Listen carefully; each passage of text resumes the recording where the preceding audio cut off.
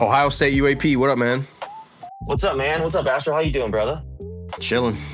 Yeah, man. I've been busy up in here. It's crazy. It's crazy the last couple of weeks. You know, it's getting hot. I know. That's kind of why I came back in. I kind of got off the UFO topic for a little bit, and like, you know, everything's kind of been heating up a little bit. So kind of thought I'd dip back in and see what's going on. Pretty nuts, man. Definitely a lot to talk about. Well, what's the buzz with like students? Are you talking with a lot of students, or you know, more of like the younger crowd of people? What they're getting interested in? Like, what are you hearing there? Yeah, I just took a leadership role at the club, and you know, organizing events. You know, I'm on summer term, and we don't really have student body meetings in the summer.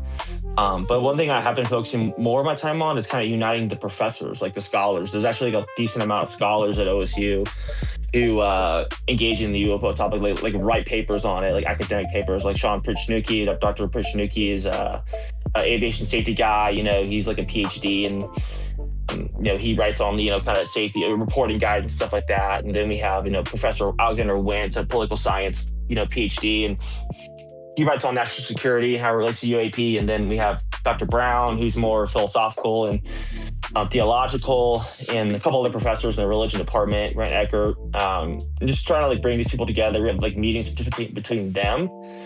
And that's been pretty interesting because there's like these two worlds at Ohio State. Ohio State's a big school, you know, and there's these two worlds where there's like this spectrum of like, we believe all the Grusch claims and the government conspiracy claims, government has, you know, alien technology. And then there's a world where like, yeah, that's all BS, and, you know, but hey, there's a couple like, you know, it makes you, you know, UAP reports or cases that make you kind of scratch your head. And, you know, like in Dr. Pernicki's case, you know, we need to kind of destigmatize that stuff and, you know, and take it seriously and look into it and create a reporting system through SRS, through the FAA, and take the report seriously and, you know, inquire on them more.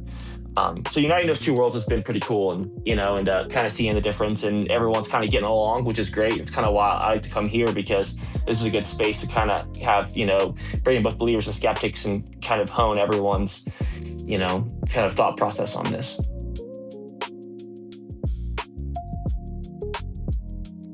So I'm just kind of curious what's going on with the drops and everything. We had a third drop recently, or is that supposed to happen tomorrow? I mean, tomorrow might be a day. I've heard some people say that, but Fridays usually, you know, drop. They didn't come. If it would have went along the 2-week schedule, it would have been last Friday. But, you know, what would be crazy with Disclosure Day coming out tomorrow, and you know what's funny is like everybody who I know has already seen it. I like got tickets for Friday thinking like Friday is going to be the actual release, but like it's coming out days early. I'm like, shit, I should have waited and just got tickets, but I got it already scheduled for tomorrow. So heads up, if you come up and try to spoil Disclosure Day, you're getting the insta kick. That's what I was gonna say, dude. Yeah, I'm seeing it Saturday with the Ohio State Club in the research group, so like with professors.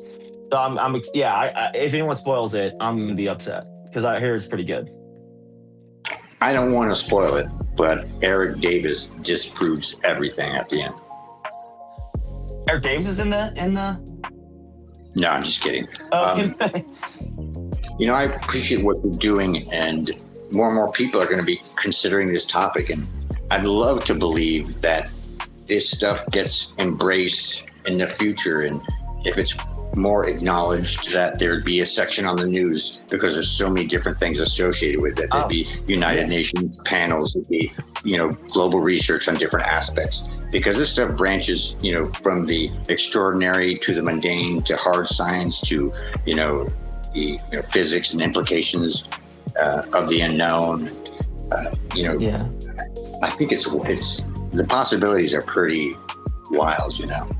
But, you know, it's likely very curated of a release of stuff. And I'm so proud of Trump. I thought I'd never say that, but a lot of people discount his interests. But, you know, I know from his first term, the third month, he had briefings on this. He's had an interest in this.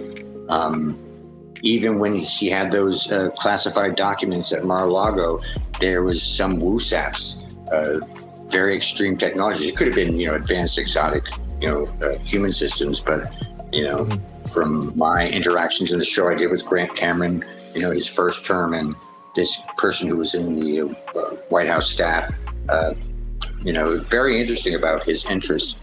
And you can imagine the conflicts, the national security concerns, the studies done on how society would react. So it's amazing times, especially for old farts like me. It's very cool, especially if you consider how far the topic has come as far as like the stigma, around surrounding it, even from like the 70s and 80s to now. I mean, like I said, just on our end alone, like working, even at Ohio State, I mean, I'm an undergraduate student, so I'm not very high up, but I mean, kind of like, I hate to say this, but like, kind of like I've been working really hard with the club and trying to, push the topic into this realm of credibility. And in that time, I've connected with, Yale's UFO club and Shrikata over there. He's an officer at Yale. And we talk to each other in Signal, and we're trying to kind of build like a national kind of essentially I say coalition, but a Signal chat, and just kind of talk to all the different universities, the clubs, and the professors, the academics engaged in the topic. But it feels cool because one thing I've realized is that there's not a lot of colleges, universities, academics really taking it as seriously as they should be, in my opinion. So that's kind of the goal, for just to build something here at OCU that kind of lasts, long term, and even after I leave Ohio State, it kind of continues to go, especially as a topic. If we get disclosure, in like in a substantial, meaningful way, that it'll start, have something set up there to engage that topic. So. And Astral and I share and have spoken many times about a public, transparent effort to get corroborative data and some science on this stuff and information and modalities and all sorts of different type of sensor networks. And mentioned about the Tedesco brothers and how they have a great independent setup of corroborative systems. If there were two of those independent groups on one target or one hotspot location getting data, that would be very valuable to our community. We're not going to get that from the government. We shouldn't, but you shouldn't expect that. But that's within our hands now. I love these conversations. People like you who are looking for the science and the other sides. All the angles are important to explore. Yeah, I mean, in our conversation with Dr. Brown, and he's a philosophy professor, and he talks about like the philosophical implications of disclosure a lot. And last time we met a couple weeks ago at Ohio State, and we were just talking about overall goals, what the ultimate goal should be for like this file release and for like government disclosure. I mean, he's much more on the side of kind of believing, the Grusch stuff, which is totally fine. But I think we kind of agree, where we kind of all unite at OSU is just agreeing that, one, the conversation should be taken seriously and destigmatized in the sense of, even if it's just aviation safety. And then two, as far as like disclosure, catastrophic disclosure, that term is thrown around a lot. I mean, it's kind of vague, but I think overall it should be just the general acknowledgement that UAP generally represent NHI. If obviously the evidence, in my opinion, is not currently available. And the reason is, like I said, civilian systems aren't really set up to handle that, especially with FAA civilian commercial planes. But like, the reason the government may have, sensory data and photographs and videos is because they have a lot of sensors and ISR and satellites, running 24/7. So that's probably why they have more data if it's out there. And I just think, like I said, if that exists, then I think, one, we should get it, and two, that acknowledgement should be made so we can start be taken more seriously. Because, like I said, the implication of that being true is a very profound human and spiritual question. I mean, it's probably the greatest, right? And that's kind of, I think, what tracks everyone here. So let's hopefully we get it. And like, that's what I'm more interested in. And not like, and I think I would say, that's before I stop, is like and the other end of, catch-up disclosure is like, hey, we have bodies, and there's like, mantids and, grays and stuff, which I tend to kind of find, kind of that exceeds my, a little bit much for me to kind of believe, but I would say that that's the other end of it. And I think that kind of gets in the way of just like the basic, sensory data that could just, or, that's corroborated by, witness testimony and visual observation to kind of correlate to the same object, which if enough of that exists, or even just high resolution videos of something that just seems extremely exotic, that would go a long way. I think, well, it'd be ultimate. So, and then you can try and get into. Yeah, it's like different ends of the spectrum. You know, you're looking at even what Grusch was saying the other day with, you know, we don't have control over our skies, and you know, there's different objects that are UAP that are impeding our sensitive airspace, and we don't have the agencies available to, you know, fully protect us from those, or even identify some of those what are going on. And then you've got the other side of the spectrum, which is he's seen evidence of non-human intelligence, aliens, and back-engineered craft. So that, you know, there's a big spectrum in there of evidence that people are looking for once they get into the topic. I think when you're looking at, oh, are UAP or UFOs real? Absolutely, they're real. We just admitted, and we have a lot of people admitting, even generals on 60 Minutes, that we have stuff flying in our skies that we don't know what it is. And but then on the other side of it, to be able to say, oh, it's alien craft, and we've back engineered this, and we have alien technology and alien bodies, that's where people start to really start asking for the evidence. And I think the frustration has been built to where people have been in this like a John Greenwald for years, and they're so frustrated because they haven't gotten to that. They haven't gotten to those it's not there. Pieces of evidence, you know. I would quickly take that one step further. I think there's even a further, that spectrum's a little more nuanced too. I think, it's like the government's, acknowledge UAP, but essentially their explanation is, well, it's just balloons. It's, it's just drones that or surveillance technology or some sort of, misidentification, Starlink. They do not, they acknowledge UAP are real, but they don't acknowledge that they represent genuine NHI. So I think there's a spectrum where it's like, okay, there's observations, we see stuff, but what is it, right? And in saying like, well, it's not us, Russia, or China, and getting that kind of just basic general acknowledgement, I think is huge, but then that's a spectrum. And then there's the spectrum of like, yes, then we have them, we reverse engineer them, the government's covering up, there's slush funds, which is an entirely different implication, which brings, it's just a different conversation, because then you're talking about government conspiracy, constitutional rights being violated, like, and then once again, going back to it, just there's no evidence of that. And this is my biggest criticism of Grusch is, as a whistleblower, I mean, you're supposed to kind of bring receipts, right? And not just kind of just say stuff. You have to kind of show like, hey, it's basic, like, a document or a correspondence piece. Like I was in the military for 8 years, and it just like some sort of like physical document that shows like, hey, this is where I got this from, or this idea from. Like you say, seeing photos, like where are those photos, right? Where's the documentation at, or at least where can we go find it? That has not been provided, and I think that once again, like, it's just like it kind of diverts the conversation away from what I think is more important, which is more data collection and transparent data collection and kind of looking into that stuff and trying to correlate all of it together. Once again, and if you just look at like Eric Snowden and Julian Assange and all these other whistleblowers that are out there, I mean, these guys had life-changing consequences. I mean, Snowden's exiled in Russia. I mean, and he leaked, the NSA mass surveillance, the government's mass surveillance programs, which is just like a way smaller of an implication than it having like, 0-point energy or technology that could, end human suffering, billions of people. And so that's where I struggle with it. Doesn't necessarily mean it's not true. I would just obviously, if I had to bet my life on it, I would say it isn't. Obviously, I want to say too, I don't represent Ohio State as far as my personal beliefs. Like I'm just one person, which I love about Ohio State, because I love that like there's different, once again, perspectives on this. Because Ohio State represents a whole host of views. My personal view, where I stand, it's more of like Dr. Prichnicki, which is just like, we need to focus on reporting and data collection, transparency, at least on that end, not transparency in the sense of like we have bodies, but of just the data. And then, once again, I could be wrong on all that stuff. I've expressed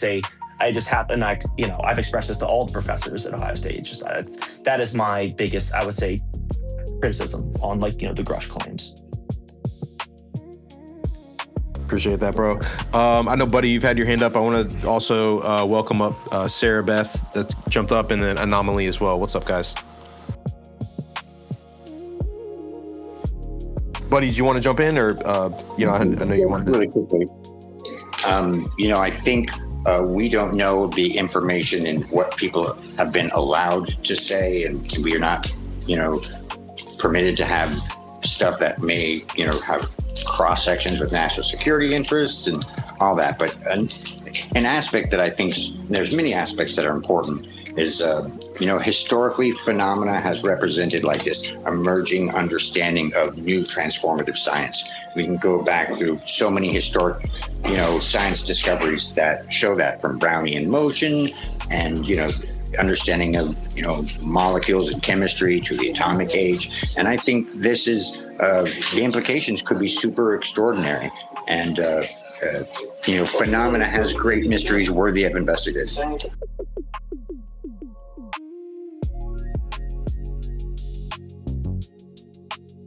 I just saw that Joe Rogan too, or I had a couple hours ago, that he had Dean Radin on today. I was like, yo, that is crazy. I'm a huge fan of Dean Radin, and I clipped a bunch of shit from the episode. I watched the whole thing right away. It was good. You hitting that sonic nose spray, bro?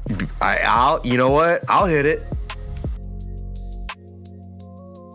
It's not ready yet, probably, but just imagine what they're trying. He's like, we've got some like ethicists that involve like people just ethically looking at this project. Like, should we allow this to happen? Like a spray that will increase your DNA and psychic abilities. That's just crazy to think about. I wanted to touch real quick on. Sorry to change, maybe go back to what Ohio State dude down here was saying. You have two types of whistleblowers, right? You got what is a legally defined whistleblower, which is what Grusch is doing, like within the confines of what he's allowed to do by following the law.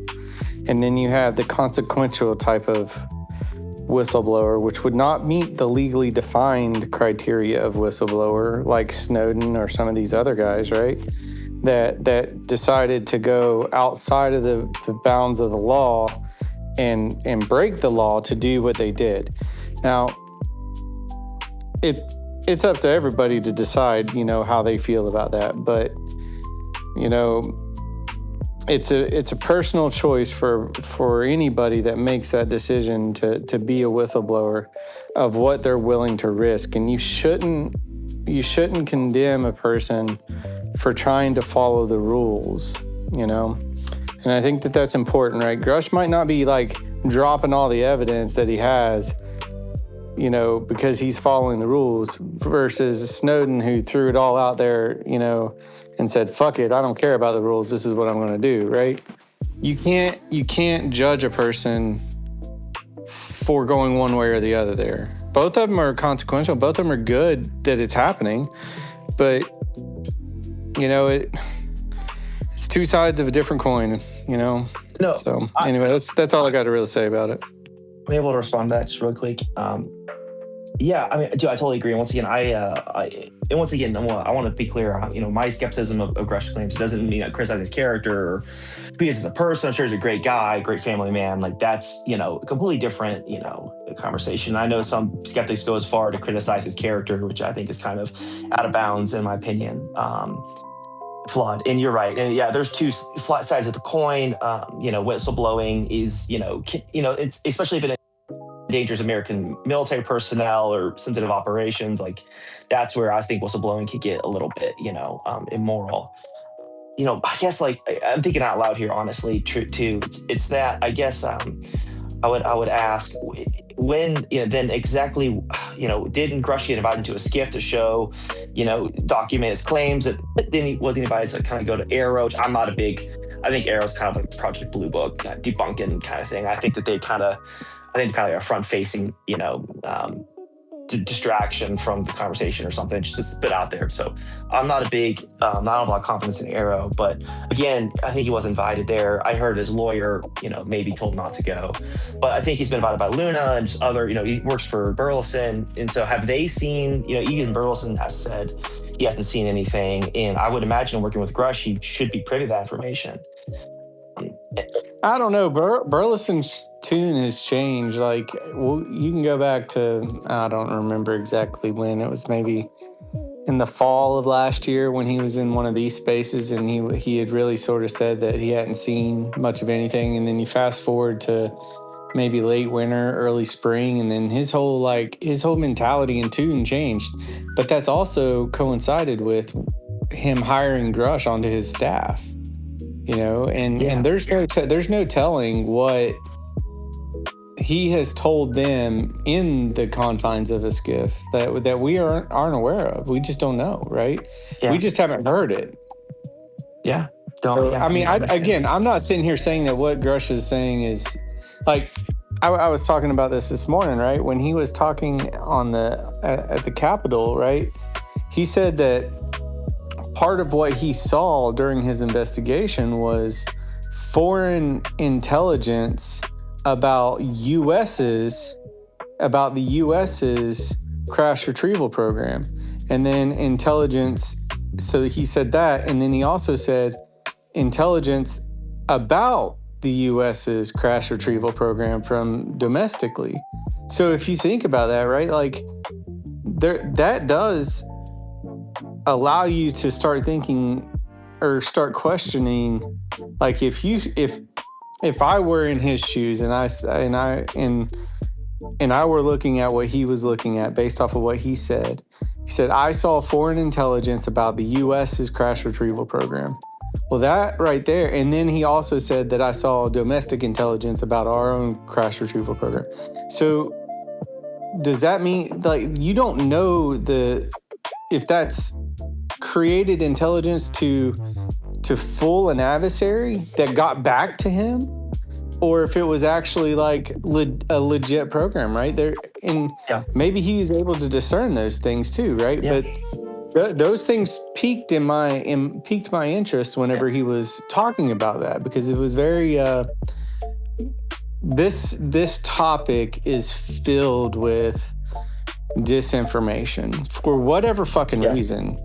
Yeah. You know? So but Burleson's to me, Burleson is the person who's gotten the fast forward. He's gotten like the condensed version of when you start to get into this topic, and he's had the most access of anybody who's been able to.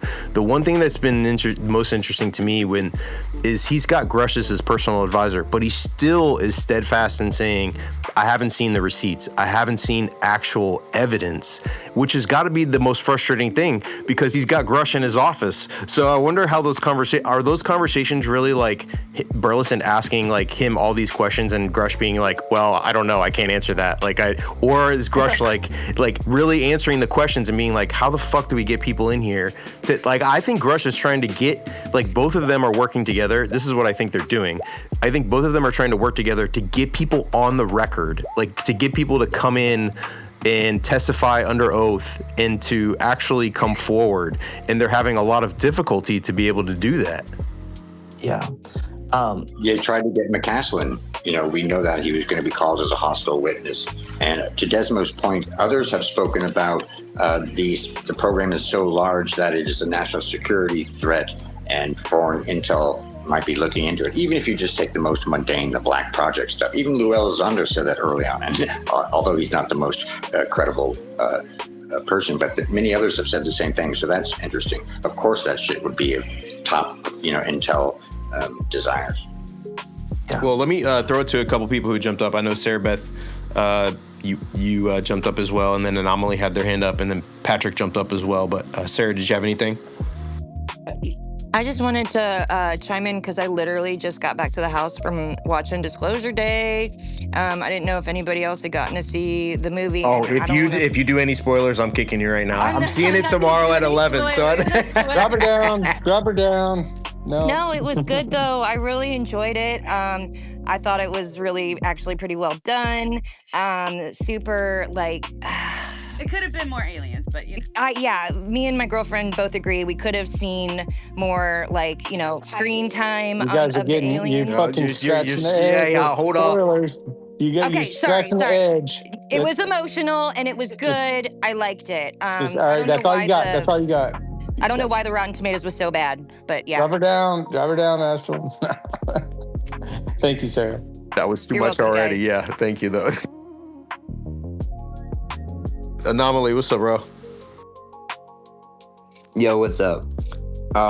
So I wanted to get back to the Grusch thing because I think a lot of people are thinking that he has receipts and he's just not showing it, but I think he doesn't actually have them and they're inside like some vault or something. And that's why they're doing this thing to get inside the vault or whatever, or hangar or wherever it is. And that's why he can't just bring it to, say, Burleson or something to give him evidence of what he's claiming. So, yeah. You know what I think's happening too is there's two different games that are being played. Jeremy Corbell is playing one game and David Grusch is playing another game. Jeremy Corbell is playing I have the videos and I'm gonna like show that I have these videos and that I have this evidence and that you're not gonna do it. David Grusch is saying I worked within these programs myself, know about this evidence, and I've personally seen this evidence that is of back engineered craft and aliens. So I'm interested to see like which one of these, so far we've got this UFO stuff to me, not because of Grusch, but because of Jeremy Corbell and Luna and trying to get these videos out, like especially the last one. So I wonder if this effort by Grusch and all of this is going to get some of this, evidence, because I think they've been hinting at it the whole time, is this evidence that's like the holy shit moment of this stuff that's convincing. Grusch was saying during his press conference that don't trust me, like we want the evidence to come out that will be convincing enough for everybody. I think that's what they're trying to get out to me. Don't trust me, trust your Grusch pal.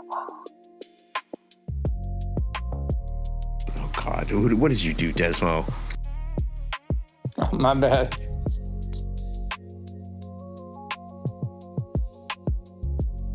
I'm gonna kick Desmo. Sorry, guys. Oh, drop him down. Yo, Patrick, what's up, bro? What's up, y'all? So what's your take? You streamed the Grusch stuff live. Do you think there's going to be impactful things happening from it or what? I think it's too early to tell. I think it was meant as a call to action. So we've heard the call and I think we just have to wait, see if there'll be action.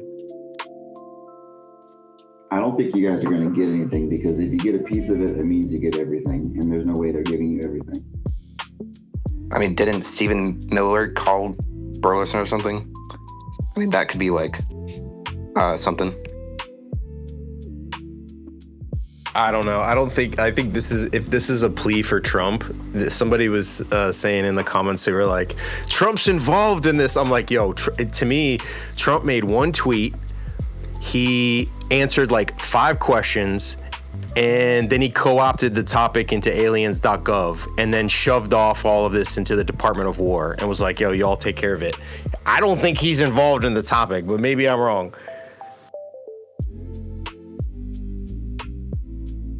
Speaking of Department of War, UFO Files Part 3, what's the bet? What's the odds?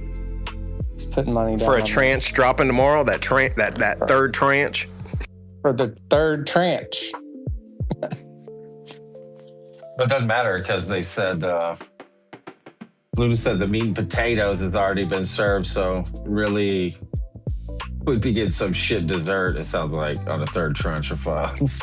He's vetted. Fucking goddamn. I was going to post, though. I was wondering how many of the videos, the Luna list, right? Like, this is supposed to be this notorious list that that she did with Corbell and Burleson. Like Burleson had already had this list. So this is like some intelligence community list that has come out through the UAP task force and all of these people who have worked into this list. If all of that has already been released in the first 2 drops, that's kind of concerning to me. That's we played that card of we know which is the best evidence that was just released. If that's the best evidence, I'm a little bit concerned. I don't know about everybody else. I mean, but Corbell has all those videos he's holding back. Corbell's got it all, right? He's got the whole fucking hard drive. The whole hard drive, yeah, man. He's got the NHI biologics.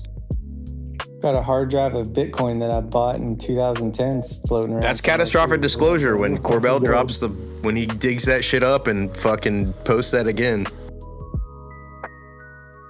You guys know I'm a government whistleblower and I've seen a UFO, and Jeremy Corbell has never asked me a single question, right? In a very related documentary work, Vetted has a great documentary on psionics. I mean, it's all over my page. It's not. I have confessionals out there. I got instructional videos showing how all this stuff works. Nobody listens to me. That's fine. But I've talked to all these people, and they read all my stuff, and then they conveniently like just ignore me, or they like say certain shit. Like I've been talking to like Dr. Sal Paez and Dr. Hal Putov for like 5 years. Texting friends with Lou Elizondo for 5 years. Like you guys can see all my stuff. I posted all this shit. Lou is absolutely a liar. I would not believe anything he's saying to you guys. Like I said, I still work for the government. You can check all my crap. What do you work with Hal Puthoff on? I just been trying to figure out some shit, and I just been messaging him for over 5 years because he was supposed to come out to my work and visit for the 50th anniversary at my work building. It's a giant Space Force radar.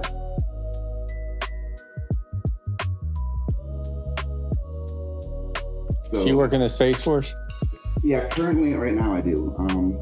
I did 8 years active duty Air Force, and then right now I'm a civilian for the Space Force, but I still technically work for the government, as a Space Force person. So I did that for coming up on 8 years, and I did like Lockheed Martin in between that. So you're still a servant now with the Space Force, but you're a contractor in between your military and your Space Force time.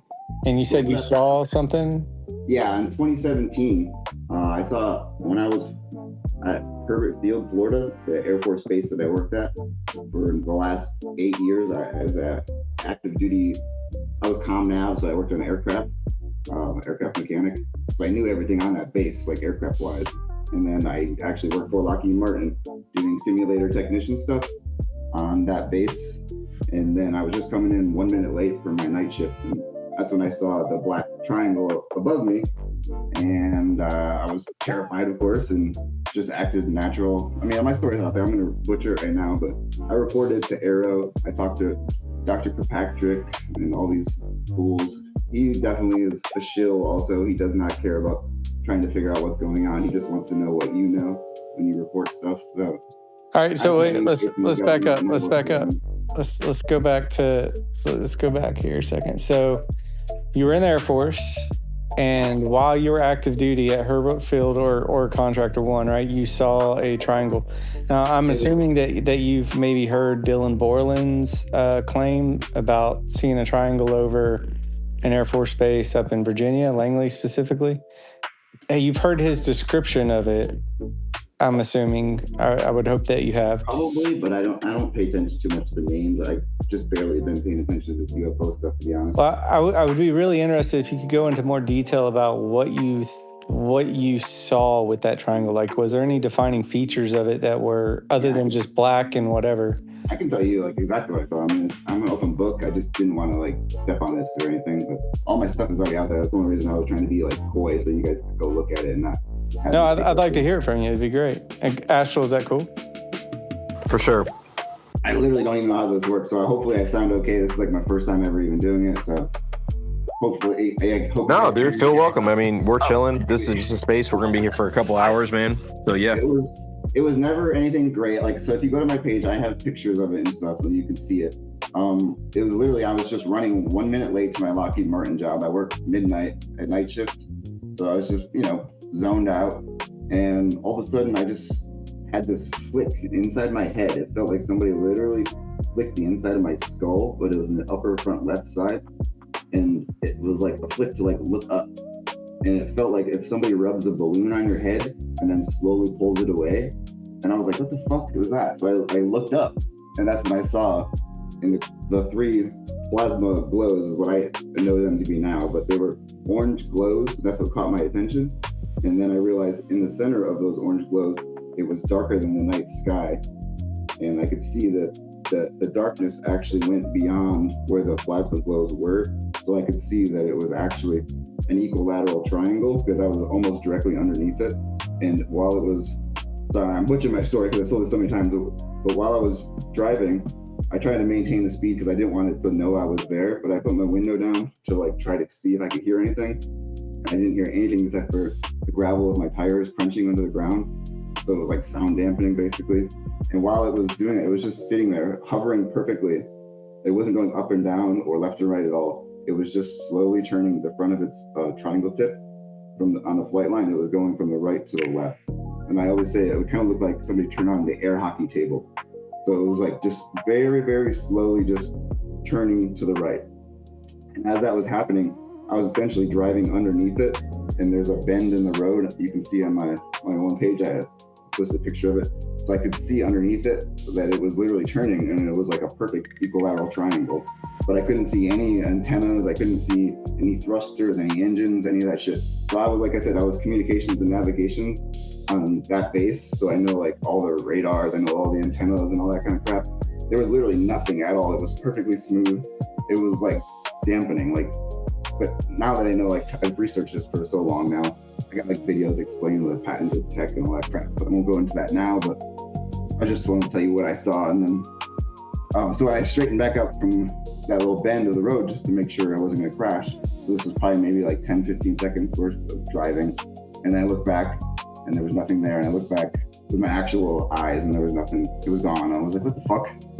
And I'm like shaking at this point. I'm like, okay, I definitely just saw something I wasn't supposed to see. I don't know what the fuck I'm even supposed to say to people. Like, so I'm literally like the new guy showing up to my Lockheed Martin job, and everybody's like twice my age already. So I already feel stupid, you know, like I'm not going to go and be like, hey, I just saw something crazy. Everyone's going to be like, why the fuck are you late? Shut the hell up, you know? So it's just real weird. I shut up for like, honestly, like a year or two. And then I kind of just started to, you know what, this was a real thing. Other people are experiencing it. And I watched them tell like certain things like intentionally wrong, it seemed like. So I was like, I have to speak up. And then that's when I messaged the Lou Elizondo back in the day. And I invited To the Stars out to my work. So I work at that radar place, like I said, and it was 50 years old. And it was gonna be like 4 or 5 guys from To the Stars were gonna come out. Like I was gonna be Lou Elizondo, Tom DeLong, I think Hal Puthoff was one of them. I don't think Steve Justice was gonna come. It was like all the early guys, you know, like it was super exciting. And long story short, my commander ended up saying no because he realized who they all were. But Lou ended up sending me out like a little care package, which I have on my page, and you guys can see I got a coin from him. I never told him that I saw that UFO, right? He sends me a fucking coin, and it looks like it's made by Tom DeLong, but there's only one UFO on that coin, and it's the TR-3B. And I never told him I saw that. And then, so I was texting him for like 5 years. 5 years. I just casually just talked to him like a normal person. I never really wanted to bring up UFOs. And eventually I kind of was like, Lou, I finally had to be like, Lou, I told him all my story eventually, and he didn't react at all. So I thought that was insane, knowing that he knows my background and knowing, like, you know, 16 years of actual government service and counting. Like, yeah, I still work for the government. And then, like I said, all of my background on Lockheed and all that. And then, so I have texts. I texted him. I straight up texted him and said, Lou, I know what is in the news is the TR-3B. And the texts are out there. You guys can see it. And Lou basically comes back and says, don't worry about it. The last administration has fucked this up so badly. We got some people in high places that are gonna come and fix this. And it was like, you have to read it. It was really weird. It was like we had some new allies. I think is what the key word was at the end. And I'm like, what the fuck does that mean? Think about hindsight. It was like, does that mean we have some? Oh wait, sorry, I cut myself off. I thought the microphone cut off. How was that communication being done? Was that all in like a group or what? I just straight texted him. Lou has my freaking phone number. I've been straight up text messaging him, and he would answer within like 2 hours, like all the time. It was very strange. So much that he even texted my wife. Like I have, just to prove a point, I uploaded the video of him saying happy birthday to my wife. Hey, Mike, sorry, one sec. Mike, I don't know if were you here in Spectrum there? How does that sort of compare to what you saw? Yeah, so obviously there's a little bit some gaps in there. just if you can clarify a little bit, Spectrum, on what was kind of like your general size or wingspan or anything. I mean, I know you're kind of off the shoot trying to judge it, but fighter jet size, drone size, what was kind of the size? Oh yeah, so mine was a little bit different than what everybody else has said. Everybody else, they said it was like 600 feet. I didn't have that. I always said, so I was driving a Chevy Traverse, and it was literally about, if you were to stretch it out, maybe 2 times the size of my car. It wasn't ginormous by any means. On my page, I have like a picture of about how big it was, and then you really see where it was. It's really stupid because where I was turning around the end of the flight line was actually the runway, so it was just sitting there. So like, there's no way that it wasn't picked up on radar. There's no way that, like, I don't understand how other people didn't see it, but it wasn't like massive. So it was, like I said, maybe 2 times the size of my car, and there was trees there, so it was about tree height level, and I'm in Florida, so the trees aren't massive or anything, Yeah, I mean, some of it's close, like the same way. I've never seen anything that's city block size, and that sounds a little bit like the size. So we're talking. I never saw anything in the center either. Yeah, still fighter jet size, even if it's a bigger Super Hornet sort of size, double the size of a Traverse. But yeah, so I mean, that's somewhat. Yeah, like I said, I'm an aircraft mechanic, so I'm used to the aircraft. I worked on the MC-130H, and that plane is much bigger than the UFO that I saw. Let's put it that way. Yeah, well, I mean, I know you're on the ground looking up. How much could you tell about like what was on top? I mean, is it flat on top? I know you see a lot of triangle, but okay. All on top, unfortunately. Yeah, of course. Yeah, I mean, you're underneath of it. So just to be honest, yeah, all I could ever see was underneath. So if you ever see me make a picture of it, it's always underneath, blacker than the night sky with the orbs. So my orbs, I kind of saw that. I always said they were like, look like a burnt out street light. Like, how the light isn't lit up, it's just like there. And then it almost had like a hint of purple, which is why I knew it was plasma, because I was like, what the hell else is making purple light? Mm-hmm. Very correlative with the Belgium UFO sightings and evidence. Very interesting.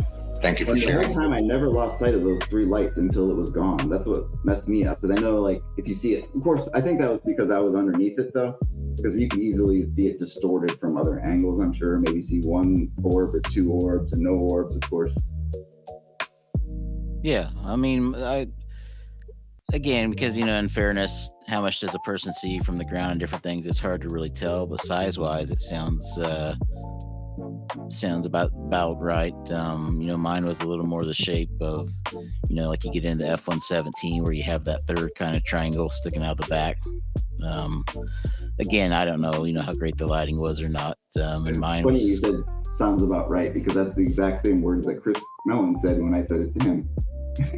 Yeah, well, I myself, just as a disclaimer, I've never talked to Lou or Chris, so I haven't had those conversations with them. Sounds like you have, but mine was clearly a craft, and I've said it on some of the podcasts. Clearly out of the cockpit, a bigger, heavier craft. Fravor's famous for saying he wanted to fly it, but if you were to take a look at it, you wouldn't want to fly it because it looks so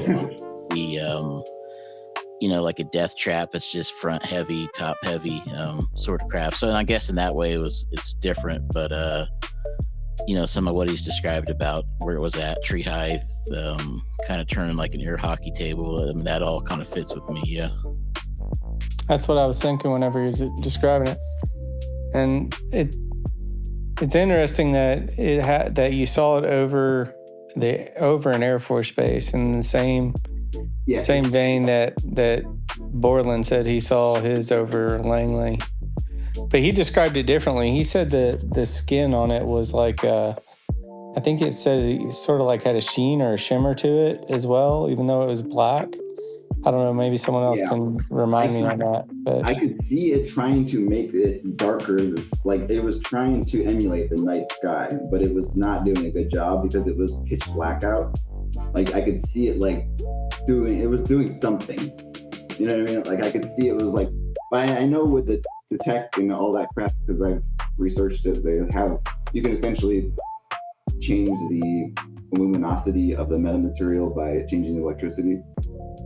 And then they can basically make it invisible. It has cameras that it checks the sky and then it just reflects it back down on you to make it basically invisible. That's super interesting, man. Thanks for sharing.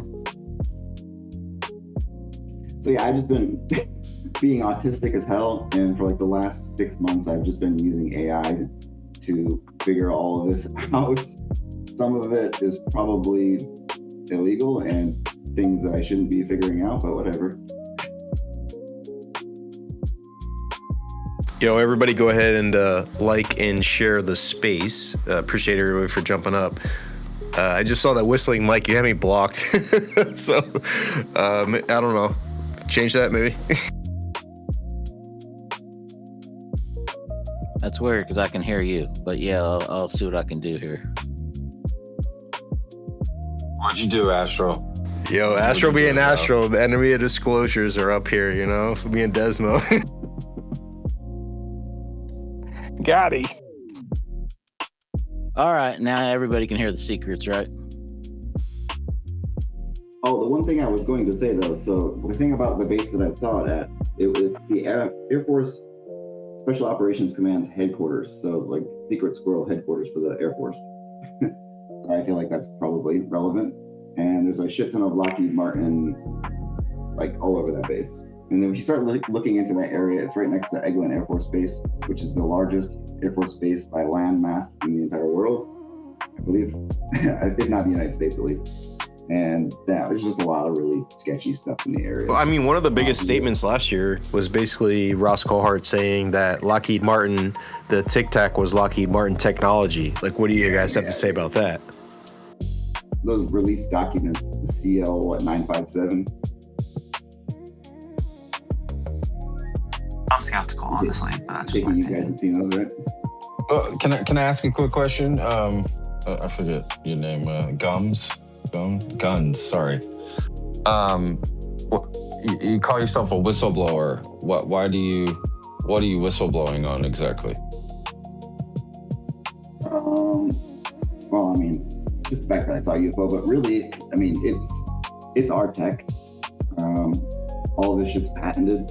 If you watch any of my videos, all of the stuff it talks about, every single one of the things is patent. It just tells you patent, when it came out, when it was made, when it was upgraded, who made it, how the stuff was suppressed, all this crap. Like, I know I sound crazy, but if you watch my videos, I cover literally like everything, like your consciousness, the pyramids, UFOs, it's all related. So no alien back engineering? It is originally, but I mean, I can't say on that per se because that, that's just speculative, but I can go off of what we have, which is the patents, and then the observable tech, which is, the truth. So that's all I can say, but supposedly it is from a alien source. That's a quick question. I was just going to say, I guess I'm still, or maybe I misheard. What are you whistleblowing on exactly? Just the fact that the government's lying about it all. Like, Lou Elizondo knows 100 times more than what he's telling us, and they all have all these videos. And, I mean, I don't know if you want to call it a whistleblower, and now you put me on the spot, it feels weird. But yeah, I mean, they're just lying to us all, and I mean, they obviously have the tech. If you check out my page, you'll start to understand. Otherwise, I'm just going to be beating a dead horse here. I have a quick question for Spectrum. First of all, I want to say thank you for your service. I'm a veteran myself, and thank you for sharing your story with us. So I'm curious, about consciousness and how you think it correlates to the phenomenon. I study neurophysiology. It's my undergraduate degree, and I'm doing research right now on cellular neuroscience, kind of focusing on, neural somas and action potentials and different things like that. So I'm just curious, what specifically about the consciousness aspect, specifically how it correlates with everything? See, this is why I have AI, because I'm going to butcher this, but the way I like to boil it down to is, I mean, it really comes down to what your body can do. Your body, you really have to watch my videos, but your heart creates a toroidal field, and that toroidal field is basically the same technology as what the pyramids are using to affect the 0 point field. And so consciousness is really something you receive instead of something you are I don't know, generating. Yeah, so there's I just two. literally made a video about this like 20 minutes ago. No, I understand, but from where I'm at in my undergraduate as far as neurophysiology is that there's really two schools of thought on consciousness, and it's the dualistic framework, dualism, and the mind and body are separate. Then there's monism, which is where consciousness is emergent from matter, which actually in all my time studying it recently, the past 2 years, I've really, it's monistic in the sense that consciousness is really kind of tied to the structure of the brain and in the brain itself. So are you? But there is schools of thought called idealism, which kind of breaks it down to more quantum mechanics and like kind of the observer effect within quantum mechanics. And there's realism versus idealism, which realism was kind of what Einstein thought. It was kind of quantum particles exist before they're observed. And they kind of recently found out that it's more idealistic in nature, where the wave function collapses once you make an observation. So particles kind of pop into existence once they're observed. So the whole school of thought of idealism, which is a Donald Hoffman, he's a PhD neuroscientist at MIT. It's not dualistic. It's idealistic. It's idealism. It's more about tied to quantum mechanics and the brain itself. So I'm saying is when it's coming down to receiving something, what specifically is it coming from? Because I'm doing cellular research, cellular neurophysiological research, and everything kind of comes from. Have you looked into Gary Nolan? Gary can't talk. Gary Nolan.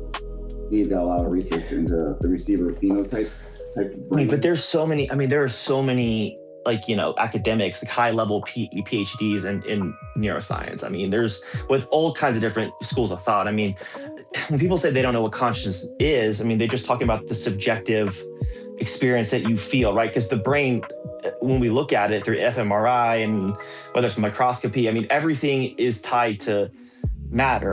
It's pretty clear in that level, but it doesn't necessarily, consciousness doesn't necessarily function like a machine, right? Because you feel something. That's what they're describing with consciousness, as far as who you are, your emotions, your mood, your ability, your language, when you bring in sensory information. It's just, it's really kind of all tied, like once again, just to the brain. And I'm just struggling with kind of where that whole the claim that necessarily we don't understand consciousness and this things like that. Like one of the reasons, if you study the science, and one of my classes was on the history of neuroscience, and it focused, pretty much we know everything we know through mostly. There's also kinds of different methods we use to look, but one of the biggest ones is ablations, like Broca's area, damaged brains that affect language, and an ablation is essentially where we damage parts of the brain, right? The cell, and there's different types of it, right? There are different types of ablations, but essentially you're damaging the brain. We mostly do it in mice, not humans. And once again, it's just all kind of, when you damage your brain, you damage who you are. There's a famous story of Phineas Gage. He took a thing, he changed who he is. And my biggest kind of, I think, understanding of consciousness as far as subjective experience, that ties it to the brain and to monism and the brain it's really just split brain patients, and the corpus callosum's kind of the joining the left and right hemisphere of the brain, and when they sever the corpus callosum, and not all of it, part of it, and it's also, and the fourth ventricle also connects the brain, so you're not cutting the brain in half, you're just cutting part of the corpus callosum, which is more of a neurosignaling pathway than anything. It splits your consciousness in two, and essentially you get two individuals inside one body. And one person, one side of the brain, they've studied this. It's peer-reviewed science. Like, it's pretty clear that there's two different, like, one person on the left hemisphere of the brain believes in God and the other one doesn't believe in God. And, so just like the receiving signal, right? Where is it coming from? Once again, all these things like Donald Hoffman talk about, it's more tied to quantum mechanics than it is the actual physical brain itself. No, it's what I'm questioning. I'm just trying to get down to the weeds of specifically how it's tied. So I'm really interested in this and how it's tied to UAP and psionics and everything. And once again, that's very technical. I appreciate the explanation. I'm wondering if maybe Patrick or Gino, who just did an entire life in a documentary, want to throw anything in on what maybe they were told or heard or seen exactly from this sort of mental? Where is it coming from? How does it work? I mean, just kind of maybe that's a trajectory we can go down to get a little more insight. Well, I think what I don't know what to call you more than just Ohio State UAP. I feel like used to, I don't know your real name, but Ohio State. What he's talking about is a completely different endeavor than what I did.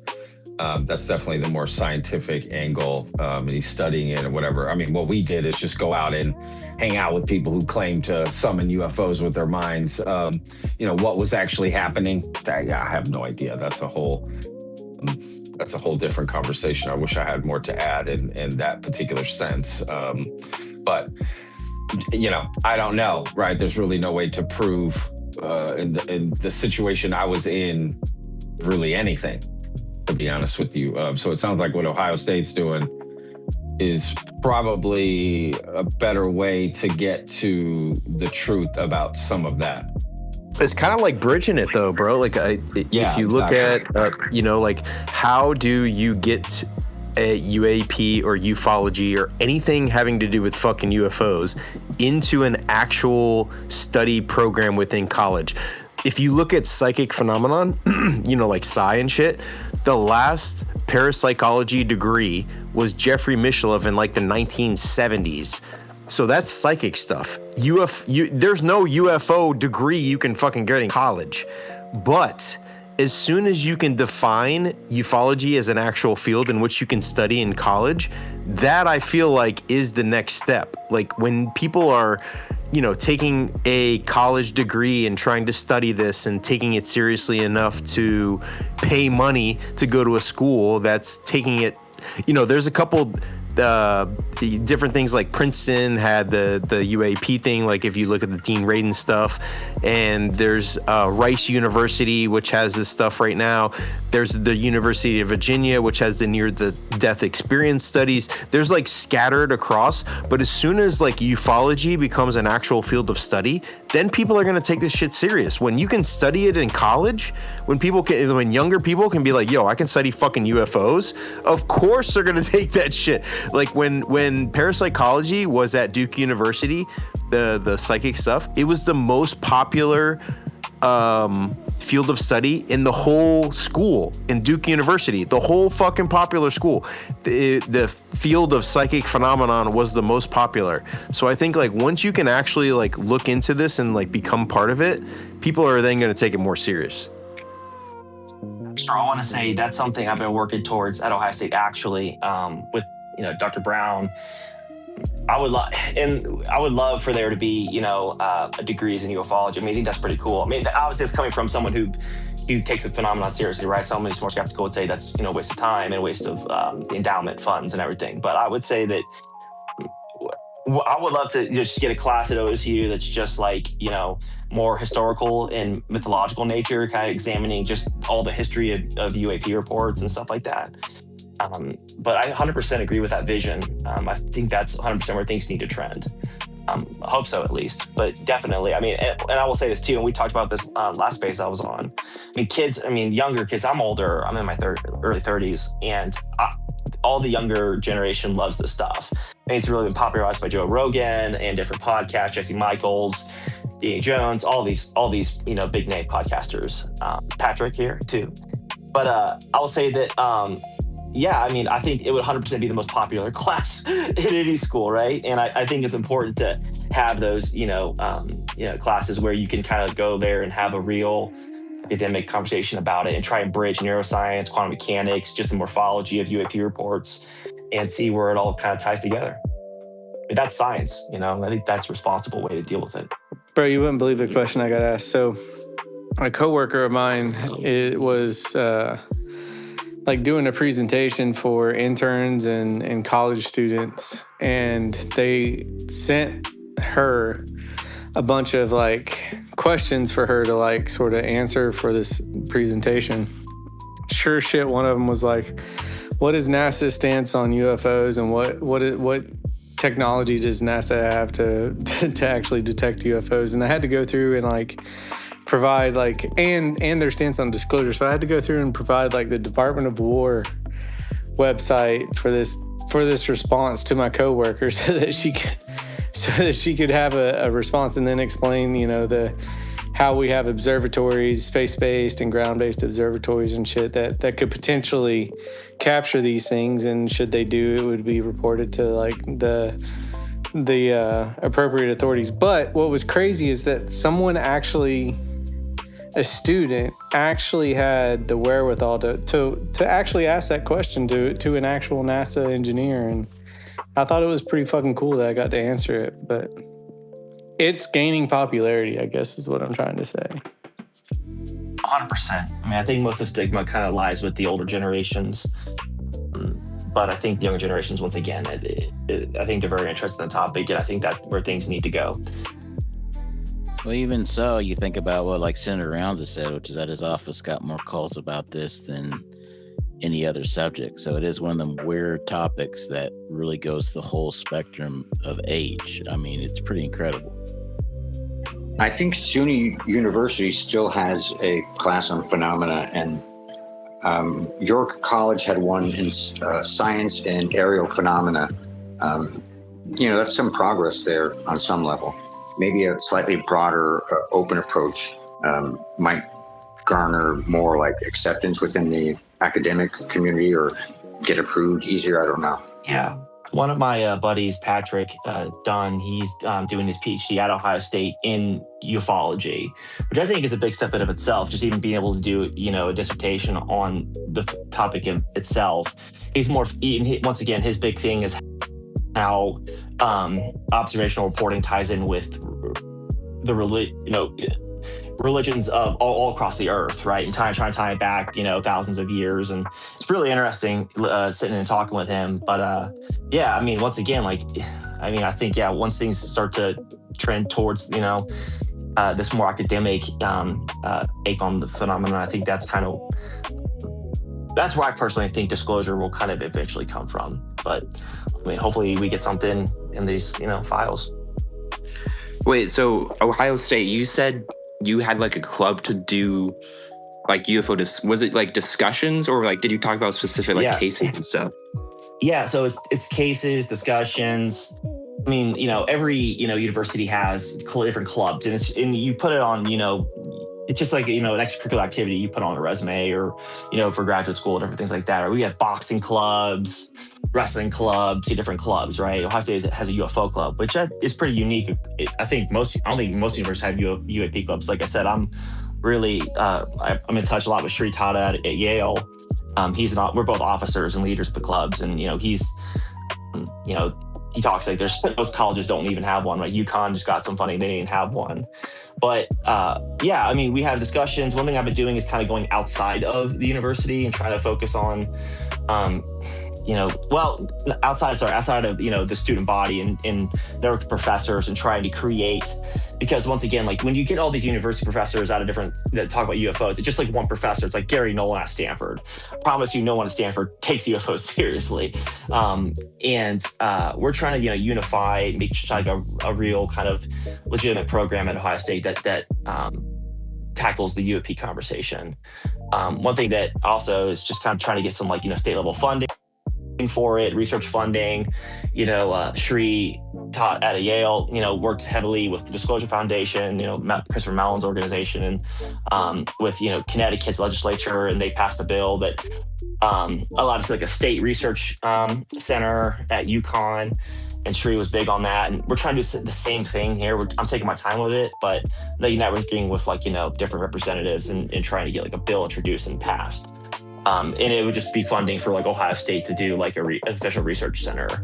And I'm trying to build the foundation of that by bringing together like Dr. Prichnicki and Brown and Wendt. And once again, the challenge you meet there is more epistemological, because it's like one guy, you know, believes they believe all the Grusch stuff, and that's fine. Like I said, very fair. These are PhD level thinkers, so they're very smart.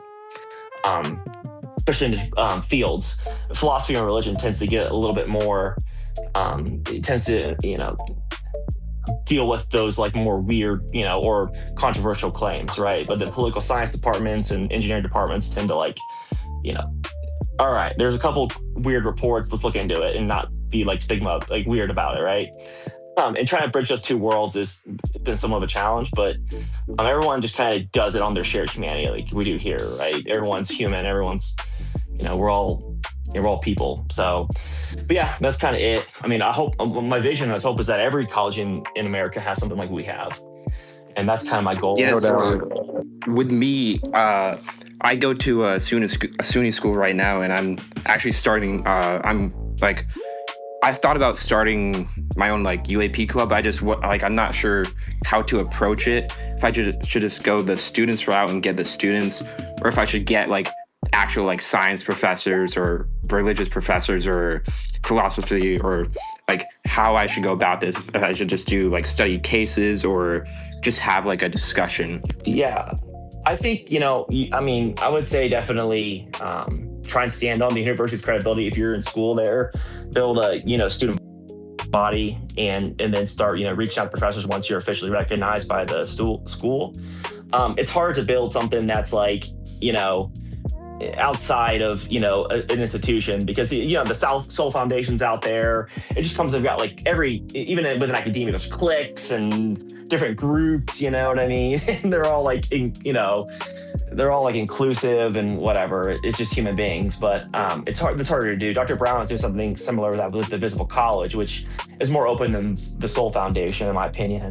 But that's just hard to do. And I think that the best thing would be, and plus once again, and then it's all about credibility. It's like, why should we come here if I'm like a PhD? Why should I spend like an ounce of my time?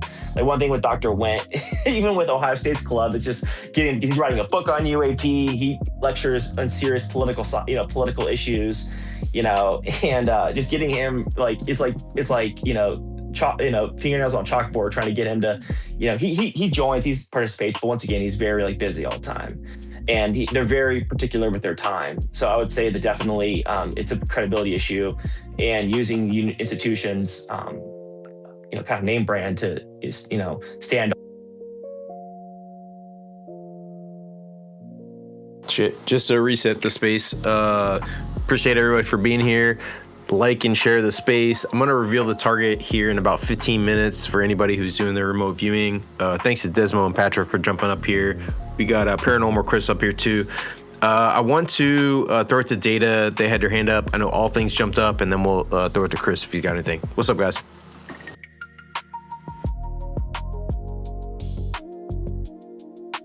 Wait, was somebody going before me? No, it's you. All you. Okay. Yeah. So, I've been trying to look at this consciousness stuff, but it seems way more complicated than the question of whether we're alone, right? Like, the most interesting thing that I've come across is integrated information theory, or like it from bit. So like John Wheeler, you know what I mean? And like, there's this question of, is consciousness like a self-referential loop? Like, I don't know if anybody is like in this kind of weeds that I'm in, but like, do you know where I'm at, Astral?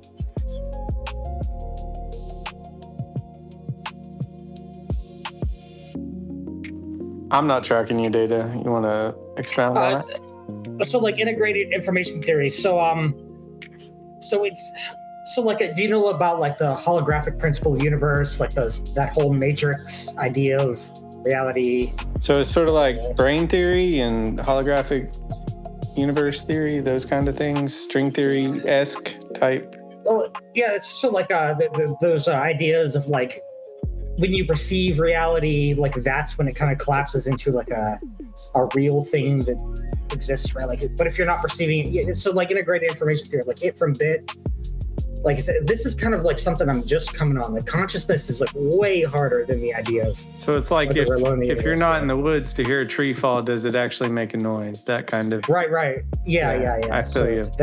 That's kind of so like information theory, like holography is. Like the consciousness is such the hard problem of consciousness, right?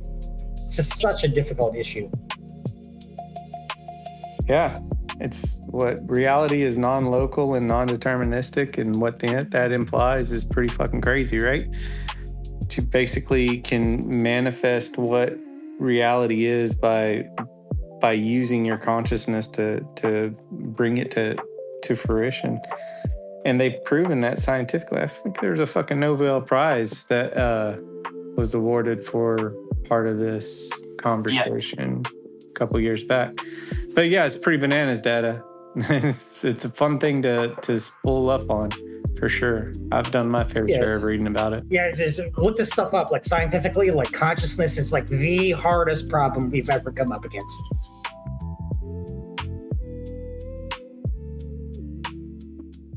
It's bananas. Yeah, you said it correctly. Oh my god.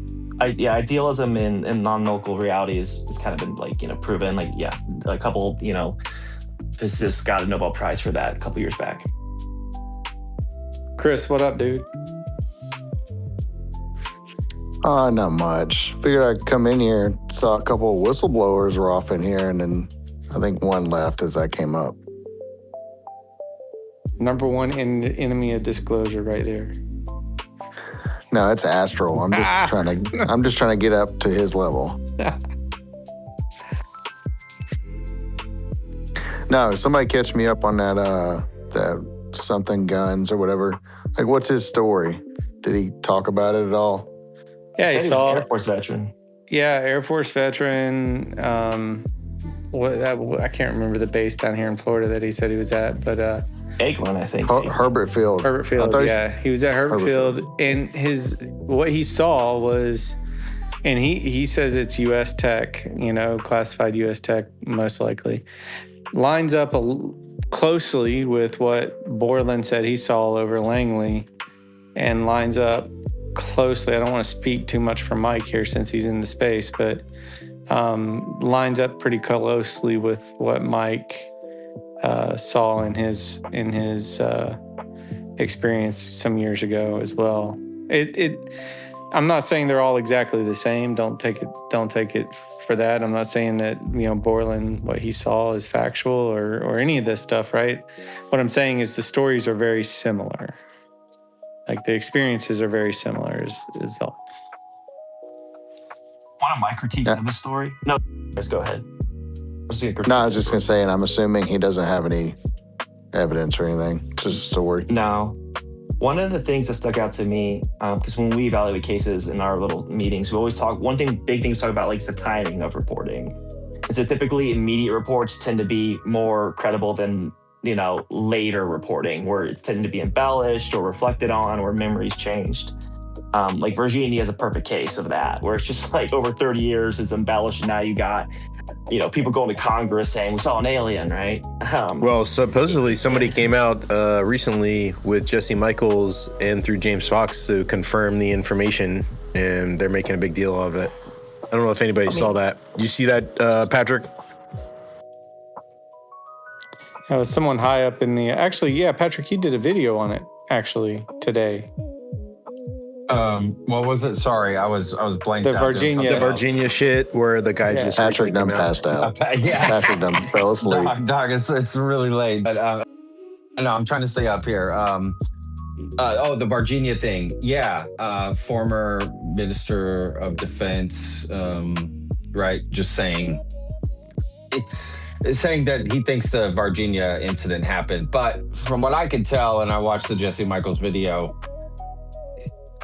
for whatever it's worth, nothing in his official capacity, right, was learned, or he didn't learn anything from his official capacity that incident happened. It's more like any one of us being convinced by the incident by watching a documentary or hearing from the witnesses or anything of that nature. So I guess every person can decide for themselves if that adds or removes any validity from it. But nonetheless, interesting, for sure. So in essence, I was this high dude up in the military, even though, I was this high dude up in the government, and I heard this story and I believe it to be true. That's basically, if you were to sum it up, that's probably the gist of it. Yeah, basically. And who knows if he believed it back then. Right. So this is now 30 years later. And, during his time as defense minister, they didn't look into any of this stuff because they had, quote, more important things to sort of worry about. So even while he was in his, position at that time, they weren't really interested in this. So it sounds like a post belief, right? Like post event belief. Probably, could have happened in the last 6 months, a year, could have been years ago. I don't know. It could be just part of the lore that's in Brazil, right? Just the same way people believe or don't believe in Roswell here. It's kind of their Roswell in Brazil. So he could just be part of, sort of that crowd. Because they have like, what do they call them? Not statues, but like a monument, maybe you could call it. Like outside the hospital, for instance, where the incident happened with the neurosurgeon and they took the alien body there. They have like a, like you were going to see, like telling you about the event, right? Like, oh, this happened at this hospital in the Virginia. So it's got a very touristy sort of. Bro, they got Mothman out there with like the best ass you could ever have. Whoa, dog! What the fuck? What? See, that's a red flag for me personally. Is it that late that we're all? What are we talking about? Mothman's ass. Oh, like Hurricanes win, baby. It's like Hurricanes HBO after win. dark. Yeah, this is Cash Cab, baby. Or what was that called? Cab Confessions. Cab Confessions. All things. Did you just say Carolina Hurricanes won the Stanley Cup? Well, we won Game 5. That means we're on the way, baby. 4-2. Game 7, if there were to be one, I think is in Carolina. So, yeah, it's looking good. Wait, did you say it's 4-2? No, we won tonight 4-2. Game 5, so we're up 3-2 now. 3 games to 2. We won tonight 4-2. I was like, dang, did it change? No, we're killing it. It's blowing my mind. Astral, where did all these hockey fans come from? I can't believe it. They're just everywhere. Like, holy cow, at the crowds. $100 for parking. It's insanity. It's $75 for parking. I went to a finals game. That was fucking crazy. Well, everybody knows that playoff hockey is far superior than regular season. Them dudes just, they're tearing each other up on the ice. It was nice. Dude, it's one of the funnest sports to watch during playoffs, 100%. If you're a dude, you love watching hockey, playoff hockey. They're like filling up amphitheaters, watching the game on the screen. Like, it's wild. That happens for some reason in playoffs. Remember when the Kansas City Royals went to the World Series? At the time, we were the only major city, or the major city that had the longest between championships of sports teams. And like, I never saw anybody in a Royals hat. There was nobody at the games, and now all of a sudden, like, I can't get a ticket. Everybody in the Brothers got a Royals shirt on. It just brings those people out, which drive me insane. And just FYI, the World Cup's happening. Shout out to Mexico, winning 2-0 today. I'm in Europe. World Cup's huge, and y'all are having it in America. Y'all lucky as fuck. Shout out World Cup. Oh yeah, the next game's on right now. Hey, we made it. Yeah, we play tomorrow night. I think there's a game on right now. My son's going to Seattle to watch a game next week. Yep, Seattle. Yeah, that'll be sick. Yeah, Nini's going to Atlanta to watch a game there too.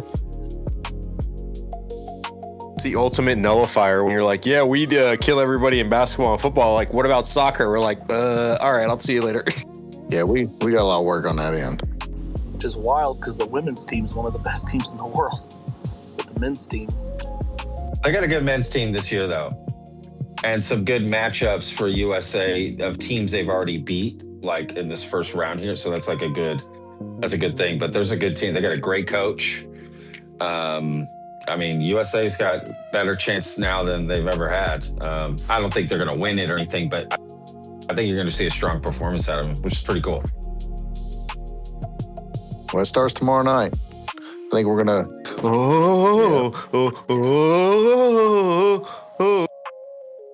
Listen, dog, don't you be ragging on my wife soccer, is bro.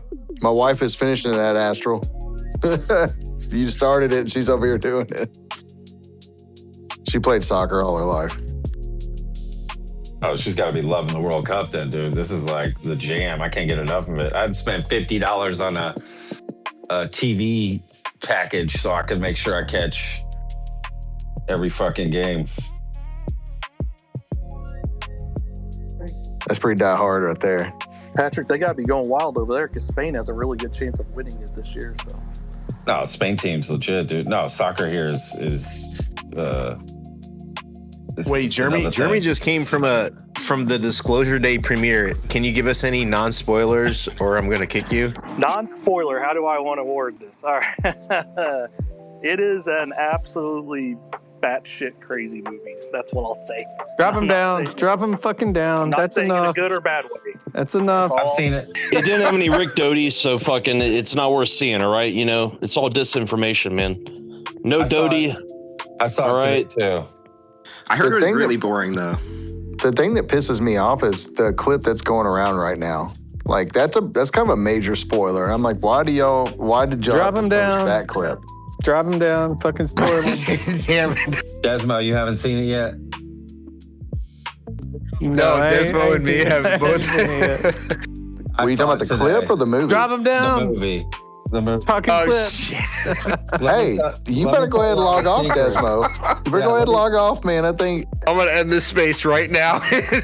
Hang on. I gotta reveal all the secrets. No, I saw it today, and I'm gonna be releasing a non-spoiler review tomorrow. Astral, when are you seeing it?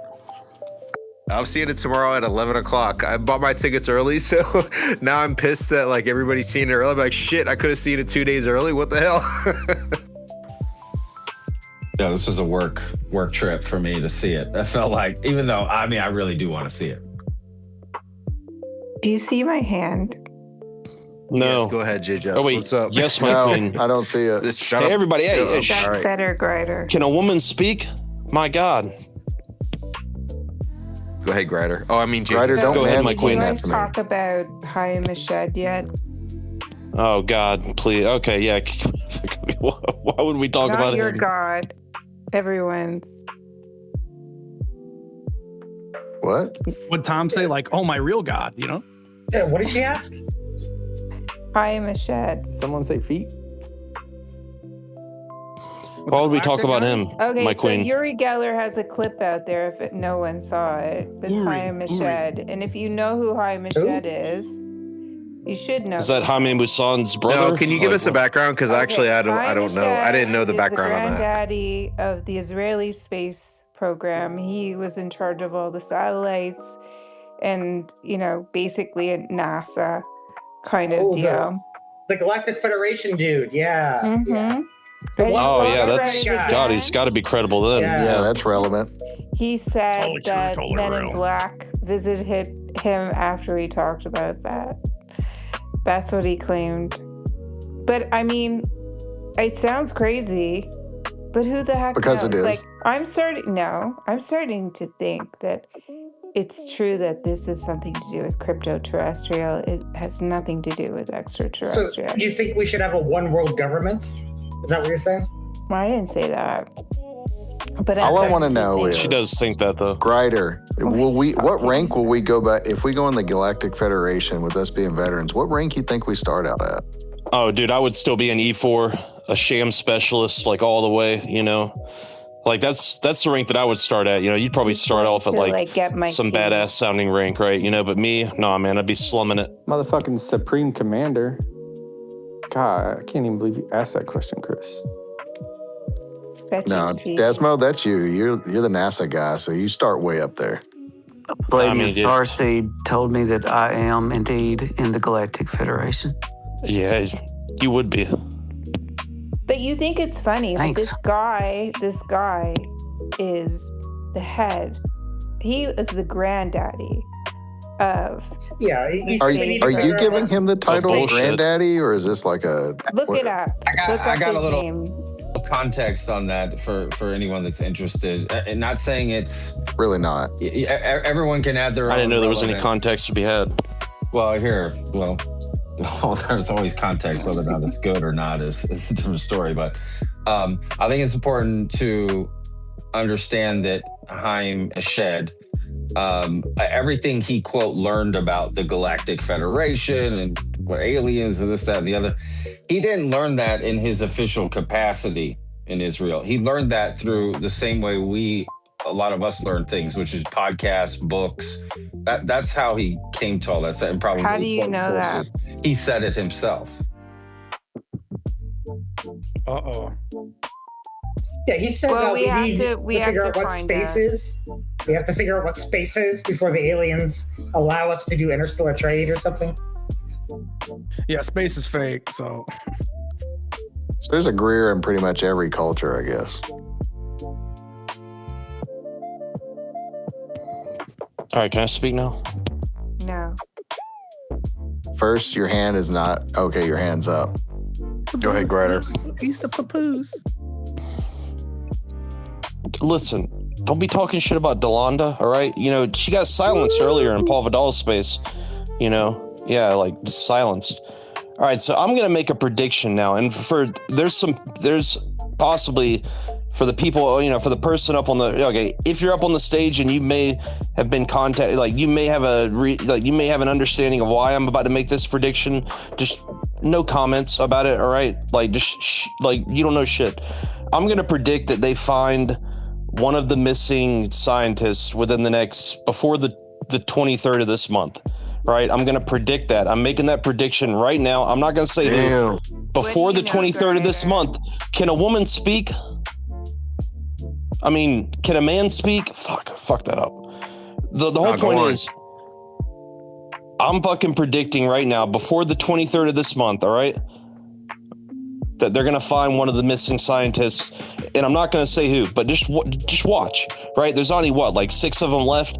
I'm not gonna say who, right? Because you know, but I'm telling you, and you know, this is from God, all right. I'm telling you, just watch. You might as well say who. I mean, you're straight from God's mouth to your ears. I believe you know something. I bet. Ryder, if you're making. I bet that they find Neil McCaslin before the 23rd of this month. All right. Damn. You sound like marking my words right now, and that's all I gotta say. That's all I gotta say, and that's all I came up here to say. He knows. I've got nothing to say about it, and nobody else should say anything about it either. Especially, yeah, just watch. All right. Can you say in a skiff? How did they find him? God hates me. How did they find him? I don't know. At a Ruby Tuesdays, J. Just. How the fuck am I supposed to know? Is all right. He alive? Hell of a salad bar over there. I'm glad that he. Wait, did they start before the 23rd of this month? Just watch, all right? Because God fucking hates me. 23rd of this month, just watch. That's all I gotta say. God bless. Bet? Is that why? I would never bet on some shit like that. Like, so you know, like you know what? You're no longer my queen, all right? Because clearly you don't have a good opinion of me. Clearly, this is a one-way street, all right? This love, this relationship that we've been in, all right? Clearly, I mean, it's just been all take and no give, all right, from you, all right? Just like every other woman in my life, all right? You're just like my ex-wives, all right? All 3 of them, all right? So you know what? You're on the back burner, all right? I'm going back to Anjali. I'm going back to Anjali, all right? At least. Let's not get too personal now, okay? All right, let's go to all things, you know.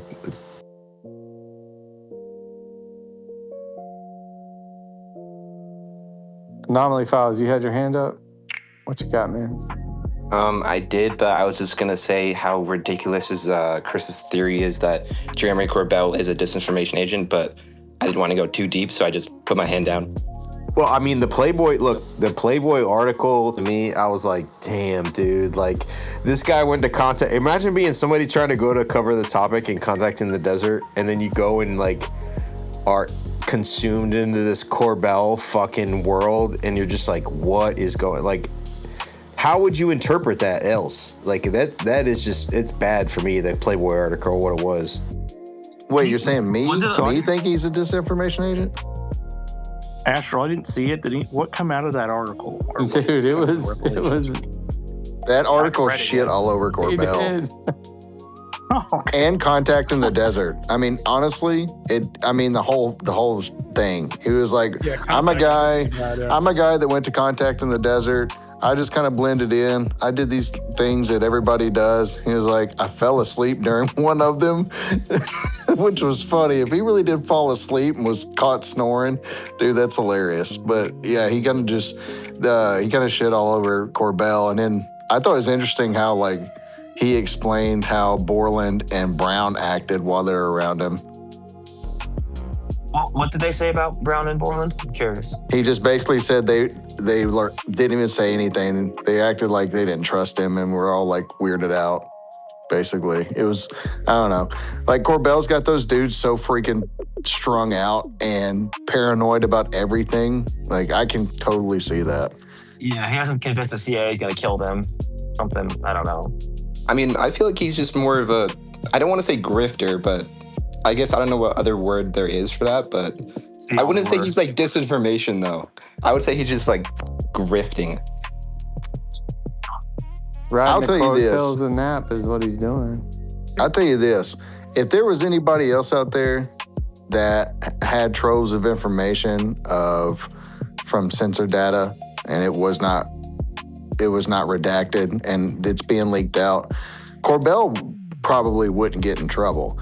But guaranteed they would be knocking down every door and turn over every stone trying to figure out who that was leaking that stuff to him.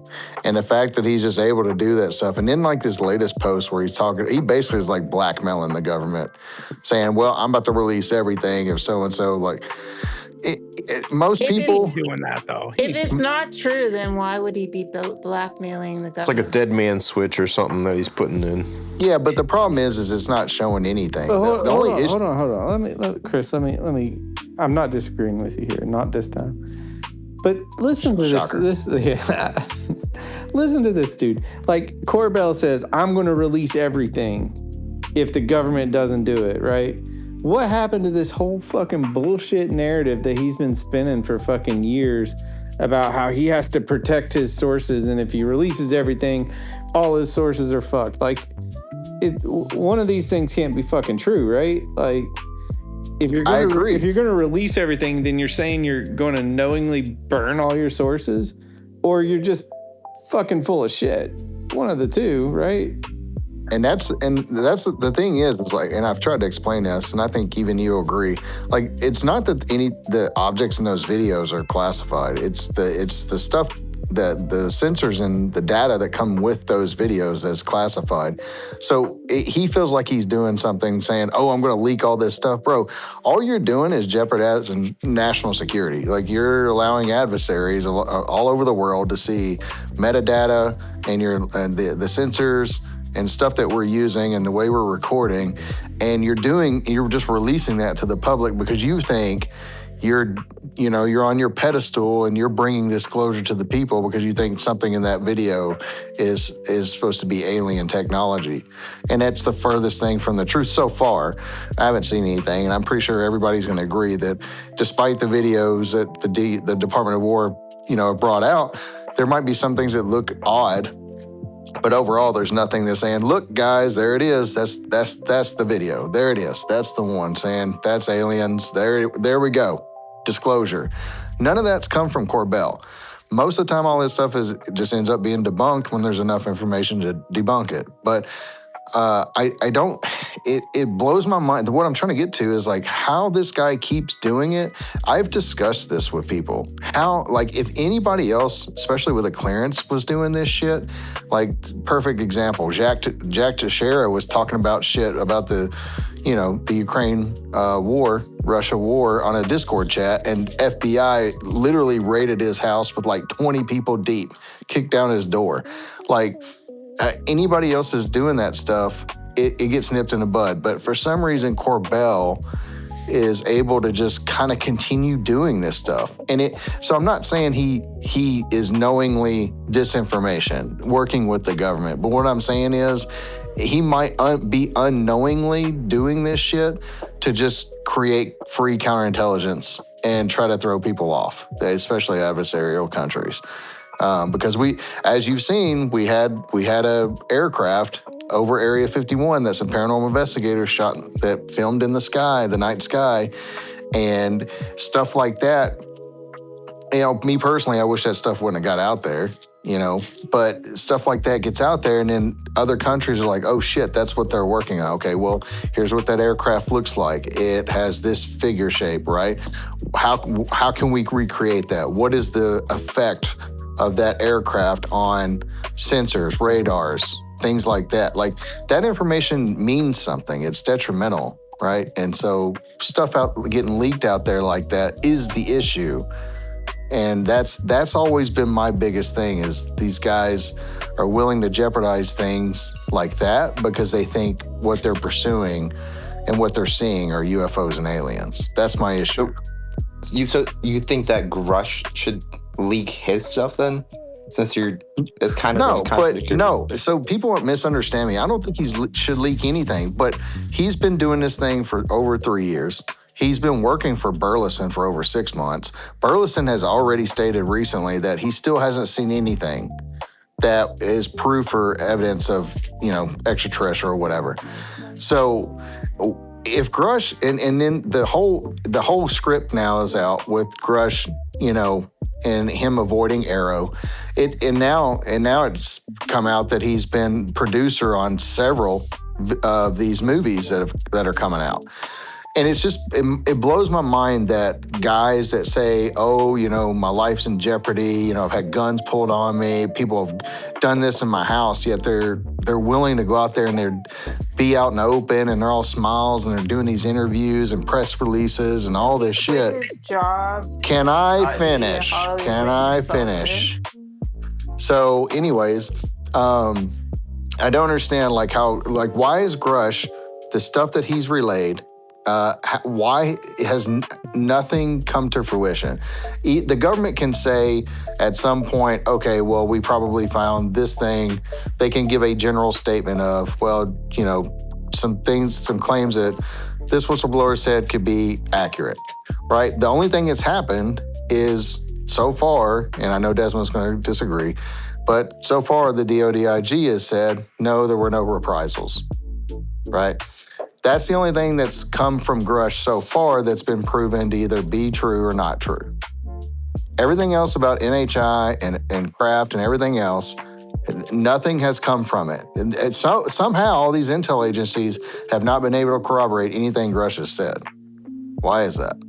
I mean, Grusch did go to Arrow though, I think like twice. Yeah, When? yeah. He definitely didn't. I think he no-showed them though. And Chris, I made that exact point you just said before you joined the space, and I think that's right on. He went recently to see Kozlowski and their team. Oh, that's good. Where's the information on that? I haven't heard that either. It's possible, bro. It's possible that he met with Kozlowski, but he definitely wasn't meeting with Kirkpatrick, that's for sure. I mean, I'd definitely like to ask him, but I don't have his contact number, so. Yeah, I mean, where did you hear it? I'm just asking where you heard it, or where's the link, or. Well, Grusch said it himself in, I think, the Judicial Watch interview, maybe? I'd have to go back and check. Did he though, or did he say he was down to actually meet with Kozlowski though? I don't know if it actually happened. I think he said he would maybe go talk to them or something. No, I'm pretty sure he said he did go twice to Arrow. Did he or is it a couple of times? Did he give them any of the evidence that any kind of documentation or correspondence? Like, did he give any? Either way, he just shit on Arrow though. Either way, he just did in that speech. He just said they weren't I think what the word was. He just shit on them. He threw in a little slight. Yeah. All he said is that he gave them hostile witness names and stuff. He probably gave them other stuff too, but that's what he said publicly. Did they ever? Did they ever follow up with those 40 witnesses? What has become of that? That's what I'm saying. Like, he worked under Burleson, and even Burleson, I think that people don't understand the statement that Burleson said recently about still has not seen evidence. Like, you have the guy working for you for 6 months, and he still hasn't been convinced. That should speak volumes to everybody. If I'm a guy and I'm working for a congressman, and I'm like, look, man, get me to where I need to be. Let's do this now. Get me in the skiff. Let's burn it down. He basically said no receipts, bro. Like, he hasn't found any receipts. Exactly. How does your boss, though? He doesn't have it clear. Standing on a podium asking the president to sign an executive order to let the whistleblowers talk if there's no receipts, if he doesn't believe any of it. What protections do they need? All they have to do is go and give that information to Arrow, and Arrow will invest. That's the problem, is because they're going to go to, if they go to Arrow, Arrow actually has to investigate it. And if it gets investigated and it comes back like, oh, you know what, you were mistaken, and it's actually this thing. Can you shut up? Why do you feel the need to talk over people? I don't know why you even have the nerve to talk over people. You provide nothing but Galactic Federation horseshit all the time. We're trying to make a point here, and we're talking about Grusch. So it makes no sense why Burleson, his boss, has yet to see any information from Grusch, but instead Grusch is doing press releases saying these things are real, but no evidence. Why? I don't know why people are not more critical about this. It's been 3 years. I mean, he doesn't even have a clearance, though. How can he see it? He has a top secret clearance. I don't think Burleson does. I mean, yeah. Then he could still get into a skiff. I want to back Chris up here. I'm a veteran. I served in the Navy for 8 years, and I reported a sighting to Arrow. I did the DD form 3212. I didn't interview with them or anything, but I did some emails, sent them pictures, photos, whatever, some witness names who are also was with me. But it's clear in the DD form 3212. I mean, it's very clear you're protected. They say it in there, like they say, you're okay to talk about whatever, including classified legacy programs. Like it's on the form. Like it's asking if you know anything about like reverse engineering programs on the form. It's not like Snowden where he has no protection. I mean, it's very clear now that there's whistleblower protection that's substantial enough to make a difference, right? Whether it's to Burleson and a skiff or to Arrow. I mean, it's not like, obviously if you went and leaked some stuff to Russia or China, that would be, illegal, or treasonous, but there's nothing treasonous about reporting it to Arrow or Burleson at all. That's where my skepticism comes in big time, because there's no reason he needs to protect himself once again. And what real whistleblowing comes with real consequences, especially if there's no whistleblower protection. But in this case, there clearly is. There clearly is whistleblower protection. Yeah, and Kirkpatrick, you can even see it in the email thread. Kirkpatrick said he cleared it through the director of SAPCO and the director of CAPCO. Kirkpatrick already had Arrow all of the clearances and the authorities to take the information from Grusch and Grusch be protected. And there were not going to be any issues. Grusch would have not had any retaliation. He would have given them the information. It would have stayed within them, and he would have still been protected. So was the protection before? They got trouble though, dude, between the two of them. They don't like each other though, so I'm not surprised it didn't end up happening. So you're just going to gatekeep the information that's supposed to change the world because you don't like a guy? You know what I mean? I'm not saying it's right, bro. I think he should have spoke to Arrow regardless. I mean, I agree with you on that, but that's the way it ended up playing out. What are you going to do?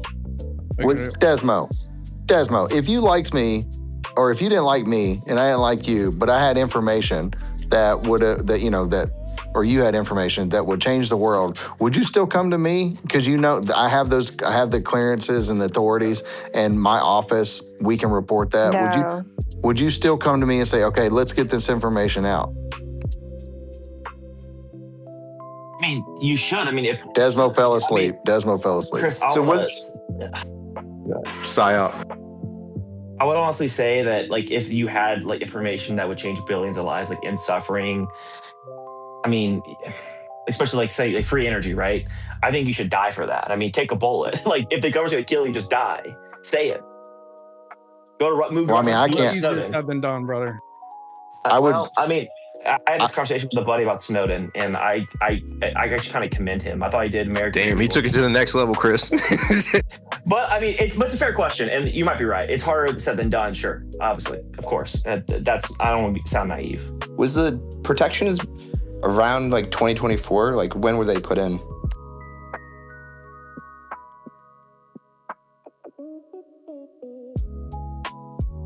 All things, go ahead. Jump in, bro. Yeah, thanks. I'm just kind of watching this World Cup stuff. I just wanted to respectfully push back on something Chris said. He compared whoever's leaking videos to the paranormal investigators, but the video leaks, that's probably illegal, probably unethical, but we should be clear that setting up on public land in Rachel, Nevada, and filming the sky is perfectly legal and well within all our rights. And there's not a comparison between those two things. Wait, which two things? Illegally leaking videos to Corbell and setting up on public land in Rachel, Nevada, in the desert, and filming the night sky. Oh, no, I never said they did anything illegal by any means. Well, but you did say unethical or placed our national security at risk. Well, so it's not those guys' fault. They're not being held to any like standard or like NDAs or nothing like that. What I'm saying is unknowingly getting that stuff out there, like kind of it can be a national security issue, just because like up until that point, really nobody had seen that type of structure of a plane that I know of, at least that we've had.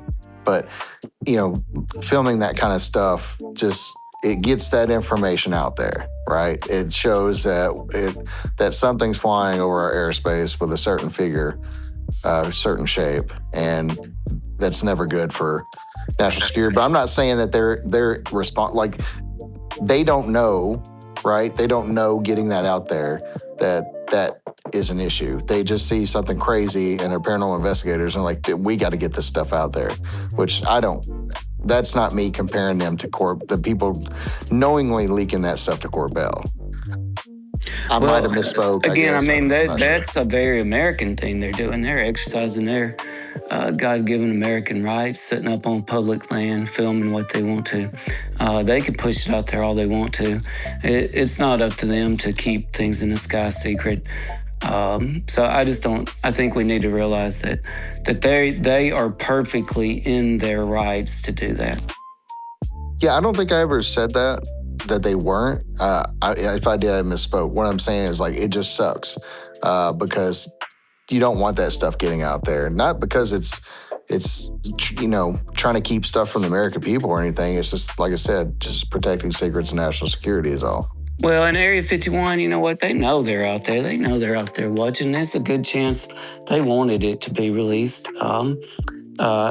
I have it on high account. A lot of that stuff that they don't want seen by the public has been moved way off the coast of Southern California anyway, to the two islands out there, where it's much more difficult for somebody to film anything. Like you get in a boat and go miles and miles and miles out into treacherous waters and try filming the sky. Like that's not nearly as likely to happen as somebody put it to me, setting up a lawn chair in the middle of the desert and filming the sky all night long like that. You know what I think There's about no though is like the videos that Luna has had to request from the DOW, the Department of War, to be declassified, right?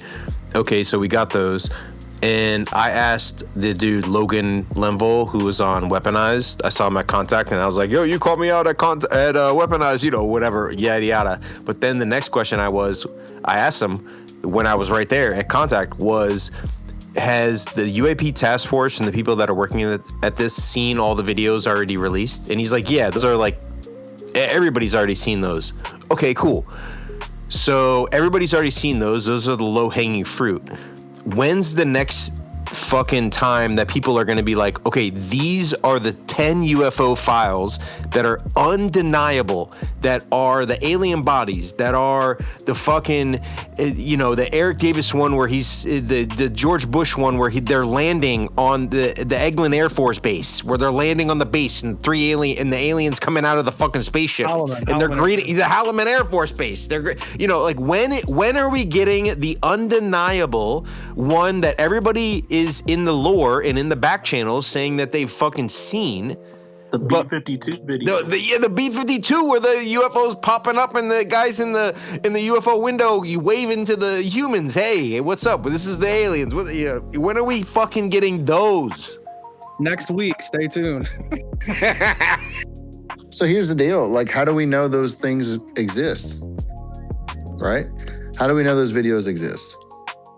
How do we know that some of these things don't? I think it's reasonable to assume we could be making presumptions and perhaps have unrealistic expectations about things that either mundane or, if extraordinary, are of the highest national security interest. I've seen some pretty extraordinary information that hints at what Chris was saying, and it's rare that I agree with Chris, that George Knapp and Jeremy Corbell don't have to be working for an intelligence agency. They could just be curated, influenced, manipulated, and there's very strong evidence, and I have some direct experience with George Knapp along those lines. And I think the presumption that Arrow is a genuine, investigation of the phenomena and has had complete access might be very naive. If you look at all the historical investigations, almost all of the leaders of them came out afterwards and said it was a pretense, it was disingenuous, it served multiple different functions, and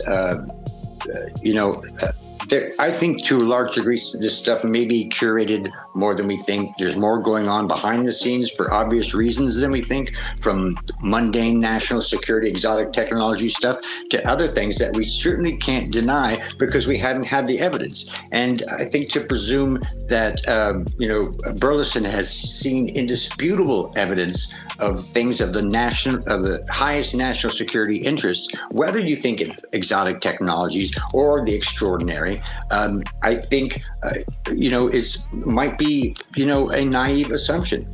Some of these things need to be protected at the very highest levels with the most extreme, diverse agenda of different groups trying to protect these secrets. And I think that's the most reasonable assumption.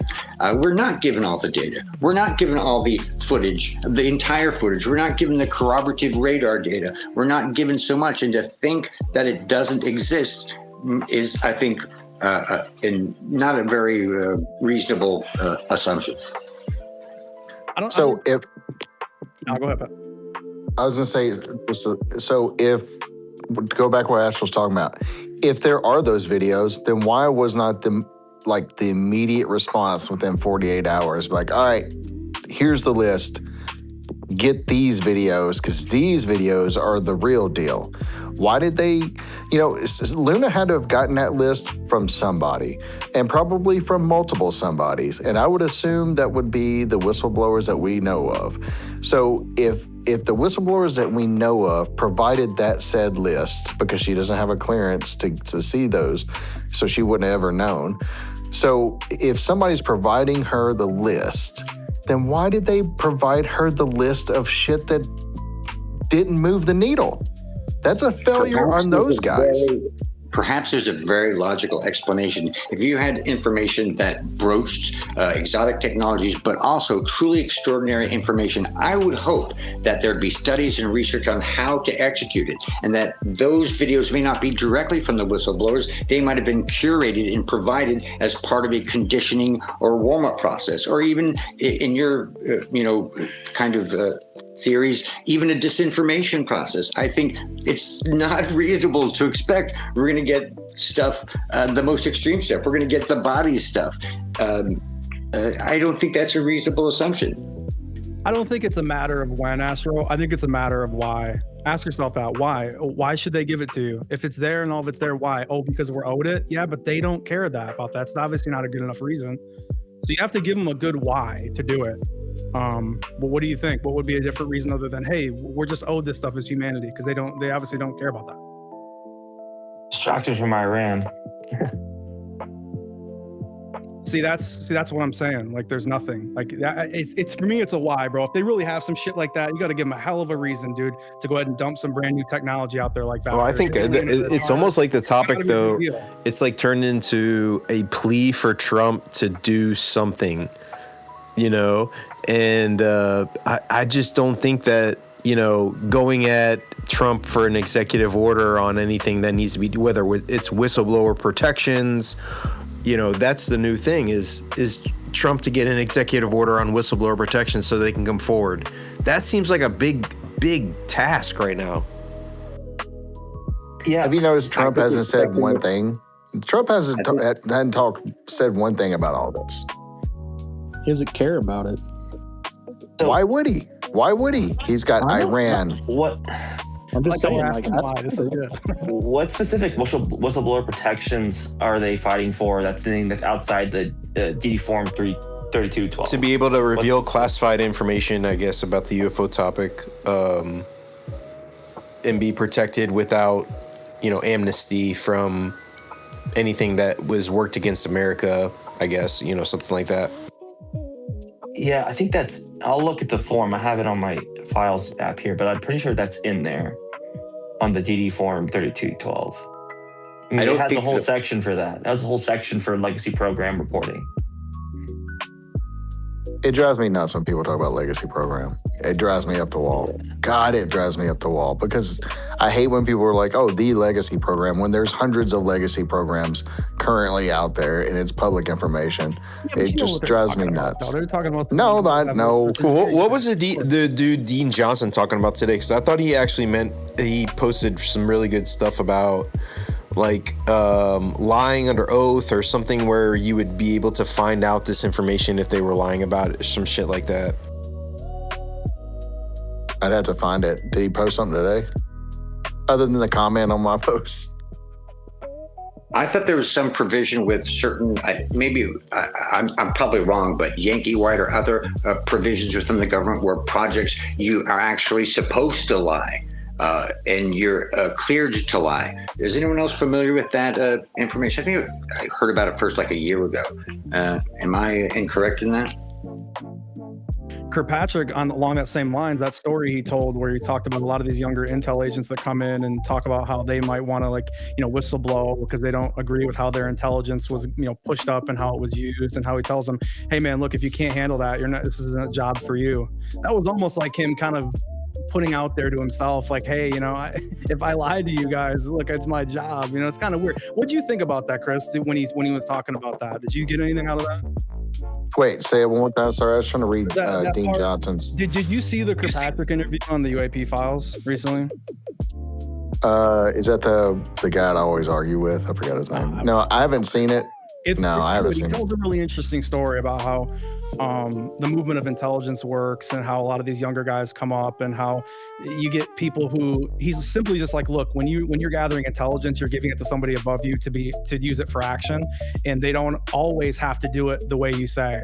And he talks about how a lot of these younger, newer intelligence guys get mad about that, and they kind of threaten to stomp their feet to maybe go out and expose stuff because it wasn't done the way they want.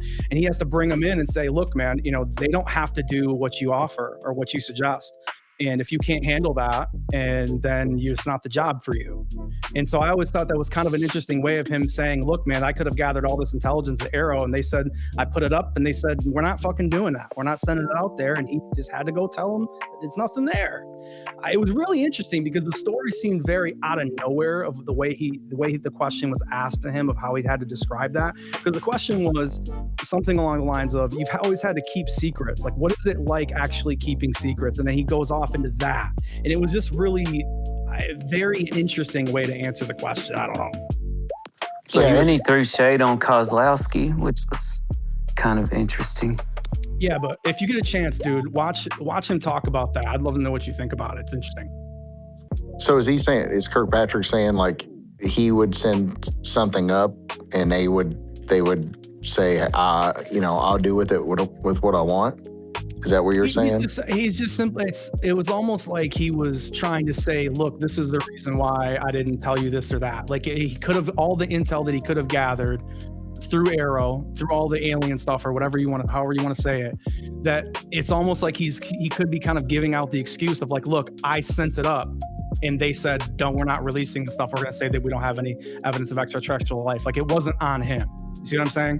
Like that's the way it made it sound. It was very interesting. So basically, yeah, I mean, that's kind of just how the intel world works, right? Like if you're an analyst, your job is to gather up the intel, right? And from multiple sources, and you put together an assessment and you send it up, right? You send it up and then that gets reported to whoever is above them, and they disseminate that to basically overall. I'm just speaking from like a defense aspect, right? So like talking about it all makes its way up to the big guy, right? Every intelligence product makes its way up to the president in some form or fashion, or it goes towards some kind of topic, operation, anything of that nature. So yeah, I mean, that's generally how it happens. And I'm assuming that, everything gets funneled. So if somebody puts together a piece of work and it's disseminated up and it's not portrayed the way that they want, I guess I could see where that would It's piss a little people weird, off. right? It's a little weird because then that leaves him the out to be like, look, man, I'm going to lie if they tell me to because that's my job and I don't care what you think. It leaves that out for him with that. It leads there to where he could have lied to us. It leaves that opening still there. Where he could have lied to us? I don't know. I have to watch it. It's interesting, bro. Go back and watch it, man. It's pretty interesting. I don't know. Well, ever since I started looking into JFK files, I've often wondered, like, what exactly does it mean to lie anyway? If you're a asset, for example, for the CIA, and you have a completely fake identity in every way whatsoever, everything is technically a lie, but you're doing your job, right? Like, how can you even what can you call a lie?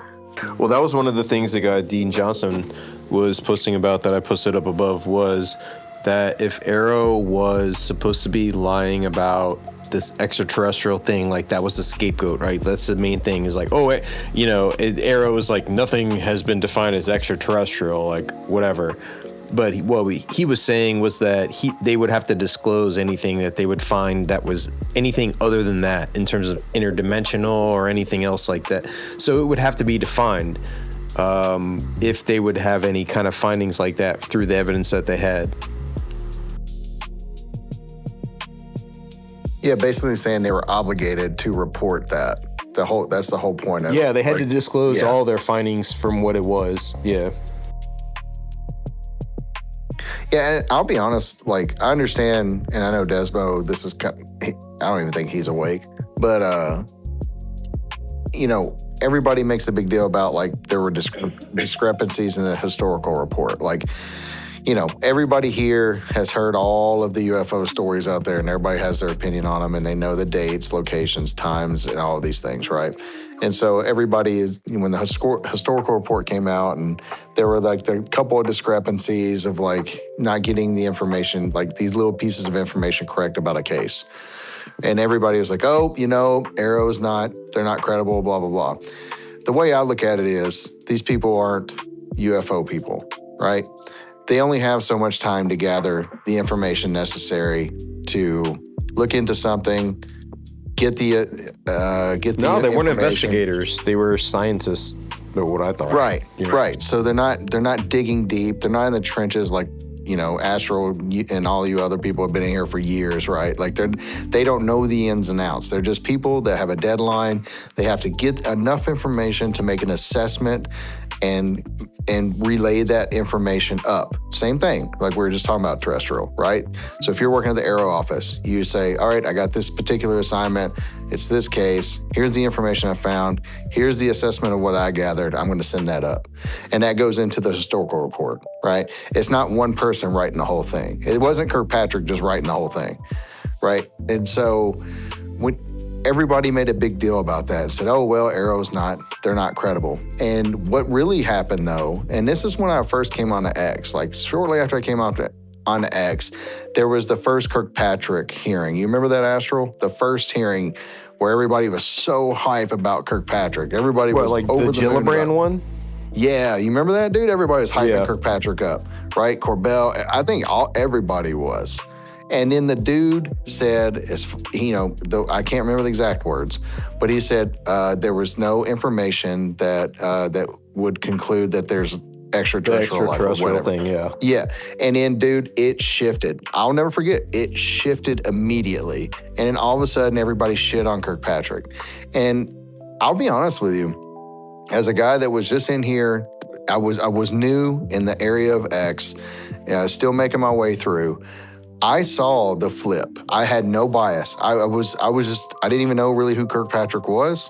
And I just watched all these people post these things about him, like, we're finally going to get this thing going. And then he has that hearing, and then just people shit on this dude. And it's been a shitstorm ever since. And I think, this is my personal opinion, I get you guys don't like that some of the information wasn't right. But overall, like, I think people have fallen for the push of the information from these activists saying, don't trust Arrow, don't trust Kirkpatrick, they're wrong, they're wrong, they're wrong.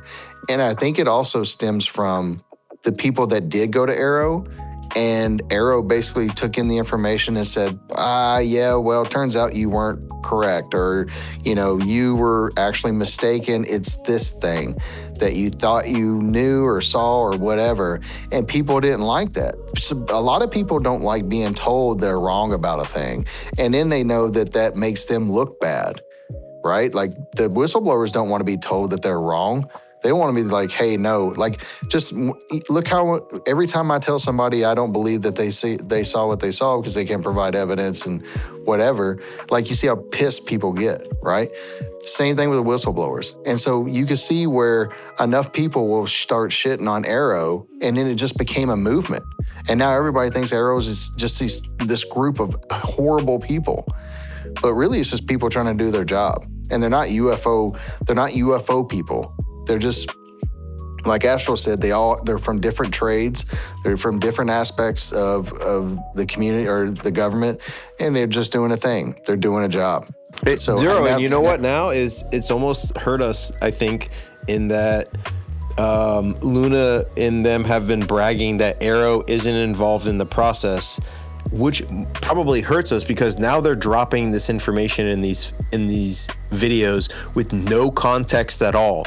So Arrow has most likely made an analysis on some of these and have a percentage of determination of what they think it is. Like 90% balloons, or when they usually release something, they have like a confidence level of what they think it is, right? And they're not even releasing that. So they're like, okay, like, we're releasing 50 videos, no context at all, and we're gonna exclude Arrow, the organization that's in charge of making a determination of what this is, from this process. So it's like we're the worst process of how they're releasing it. Yeah, but that's like a Hegseth call, though. You know what I mean? That's above even them at that point. I mean, it has to be, because they're the ones that went in and cherry picked all the Arrow stuff. Yeah, well, I think Luna probably argued that. It was like, no, we don't want Luna. We don't want their determination in the process at all. And then they're like, all right, well, Arrow's not going to be involved. We'll just drop it raw, like the raw footage. Like, so the thing about this has been, like, when it comes to the politicians that have been involved, dude, they only care about making sure that Trump is the transparency president. Like, that's the whole reason for the dump. It's not because, hey, this is solid. I mean, prime example is the troll they did leading up to the aliens.gov thing. Yeah, that was bad. Okay, so that tells you what people like Hegseth and the Trump administration really think about the topic. But Trump swore, he campaigned on being the transparency president. He was going to bring the files out about MLK, JFK, the UFO files, and everything in between, right? Epstein files. Yeah, so the goal for Trump is to live up to his campaign promises. And that is what the file dumps are doing, is being the transparency president for the UAP topic, right? That's why they're releasing the files, and with no determination or nothing behind it. It's because, hey, we're just going to dump it because we promised the people, the president promised the people we'd be transparent. Here are all these videos. Hey, you guys have a field day with it, right? Meanwhile, you have Luna and them saying, we don't trust Arrow. We don't want them in the process. But it's somewhere, so it's funny you said that, Astral, because somewhere in between that, they did start saying Arrow cooperated at one point with that whole process and was helping out. Well, they I got just don't photo know. and stuff. Well, that was because they were threatening to really move around him, I think. And I think that's the only real reason why Kozlowski even talked to him, dude. I think they knew that they were going to get maneuvered. And he's just like, fuck it. Can't get my way. I'll just go ahead and get along with them. And that's how that ended up working out. Because they've been talking shit about him. It's not just Kirkpatrick, dude. Kozlowski got smeared too, dude, at that hearing and stuff like that. So, which is wild because it's Jay Stratton's buddy. Yeah. Kozlowski's Jay Stratton's dude. Yeah, you guys. So I definitely agree that I don't think that the Arrow, Arrow reports or everything are nefarious as everyone claims them to be. But do you guys think that there's still some data that they have that maybe they're holding close to the chest, or if that's possible? Not of course it's possible. not like bodies, because I'm thinking of the Tim Phillips interview with Stephen Greenstreet, where he talked about black triangle photos and videos and reports, and we haven't seen any of that in any of these file releases or from Arrow's website. And they do release unresolved cases, the orb stuff is still technically unresolved. I know people say it's a balloon, but technically Arrow classified as unresolved. I'm just curious. I just want to see the data. I just want to see photos, videos, sensor anomalies. I'm out on bodies at this point, everything, all that stuff. But do you guys think that that's possible? That there's maybe some stuff that's still kind of ambiguous that they're not releasing?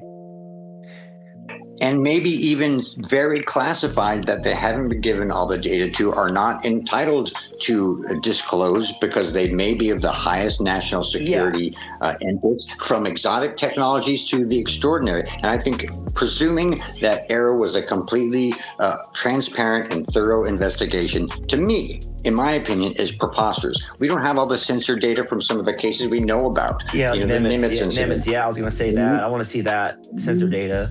Many other cases, the full video, all these different things, to presume that they have ultra high integrity and have been given access to everything is kind of ridiculous. Yeah, that's why I think the truth kind of lies somewhere in the middle, because I really don't believe all the Eric Davis claims about. I think that's all. I just, for me personally, I know some people do, and I don't want to put anyone down, but for me that's a stretch. But I do think that the transparency, once again, might not be super nefarious. It might be something like Chris alludes to, whether it's just government, them being on a deadline, or it's the government, right? Every government organization isn't the most efficient, or it's just classified systems where if they can't, the system's observing it, right? It's an ISR system. That's super top secret, right? We don't want China, Russia to know that we have these observational capabilities.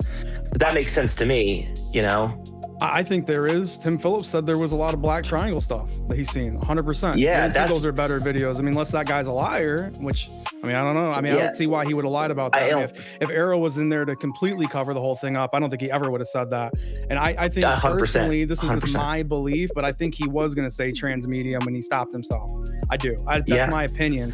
But yeah, I think for sure that there's black triangle stuff. I was convinced at the end of last year that they were going to tell us that. I really was. Well, yeah. There's black triangles. We've seen China's. There's video China testing bombers. It's literally a triangle. Yeah, in fairness triangle. to Tim Phillips, he did say that he thought it was prosaic technology, but advanced technologies that just had a really good performance, right? That looked strange, but were just performing really well. Even if you go to YouTube and look at some of the high performance drones, they fly pretty quickly and they look. If I saw it in the sky, I would think that was an alien, right? And that's kind of what Tim Phillips talks about, even with Air 51 technology. But but I still want to see it and just evaluate it, right? I think that's a fair question. Remember too, there's also a non-classified version of the historical report and a classified version. True. Yeah, maybe we shouldn't have it. Like I said, I agree that I don't think any of us are truly entitled. Maybe, but once again, I think too that all the other claims, whether it's disinformation, I tend to not think that they work for the CIA, but I think that Corbell and people alike are probably driven by ego and And I mean, the only thing about the historical report part 2 is that it's only across a 1.5 year span. So when before this was like 60 years, this last historical report was like less than 2 years of what they're covering. So that's another. I thought they said they were going to update other stuff too, like from that first report. Didn't they say that they were going to also have updates of stuff in the section? I hadn't heard that. I don't see why they wouldn't if they wanted to. That was Jacques Vallée's criticism of Arrow, was just he thinks they should go back even further. Well, yeah, and I think too it was like people, they made that online reporting method that people could, send in their reports. They were probably doing updates through that to see what was added to other previous type of cases, stuff like that. The problem with somebody mentioned going like even further back, like you get to a point where, I think Kirkpatrick talked about this, like the information just isn't there. Like there's not anything that can be really validated. That's the problem. Like there's stories and there's claims, but you go further back and further back, like there's nothing to confirm it, to actually cement the fucking case. Yeah, exactly. There's no science. There maybe could be a document or two, but there's no science. I think he's really kind of focused on the science now.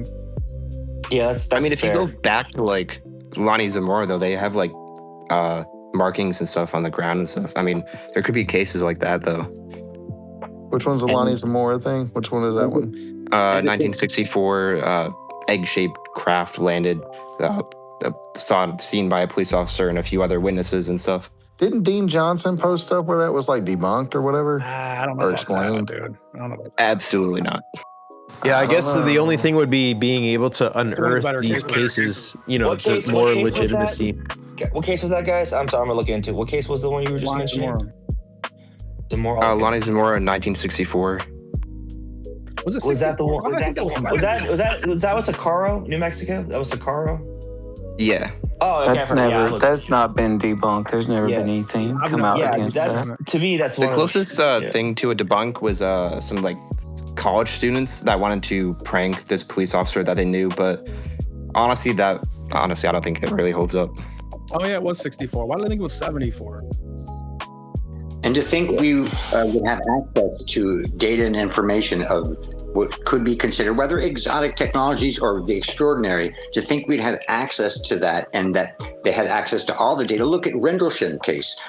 Many credible witnesses there. Certainly was radar and other data. To think we'd have access to this stuff is, like, I don't think being realistic because of national security concerns, either if mundane or extraordinary. I think the lack of evidence is not evidence, or disproof of, things. So I don't know. That's totally fair. It just, once again, exactly. I think that not having enough evidence is, doesn't disprove it, but it doesn't also prove it either. And I think too many people, try to, use these cases as proof, but it's 100% right. In the Zamora case too, I think he did say that the craft had propulsion. He had like a flame under it.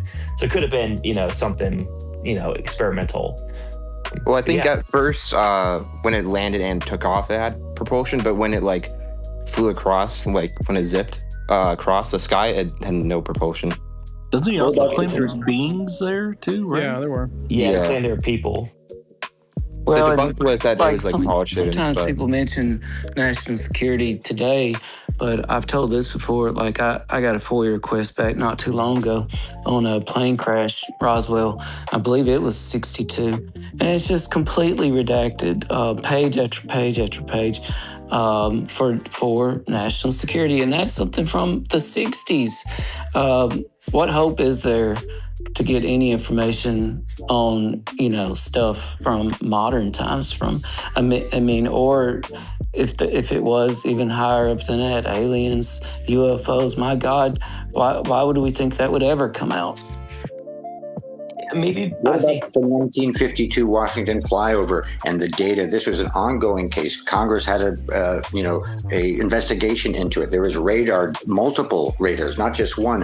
A pilot who was very credible. Yeah, where are we going to see? Why haven't we seen the radar data for that yet? Yeah, I would probably. My opinion is because of all the stuff that's in the ether with all this legacy program stuff. It's just completely putting people's attention in the wrong direction. In my opinion.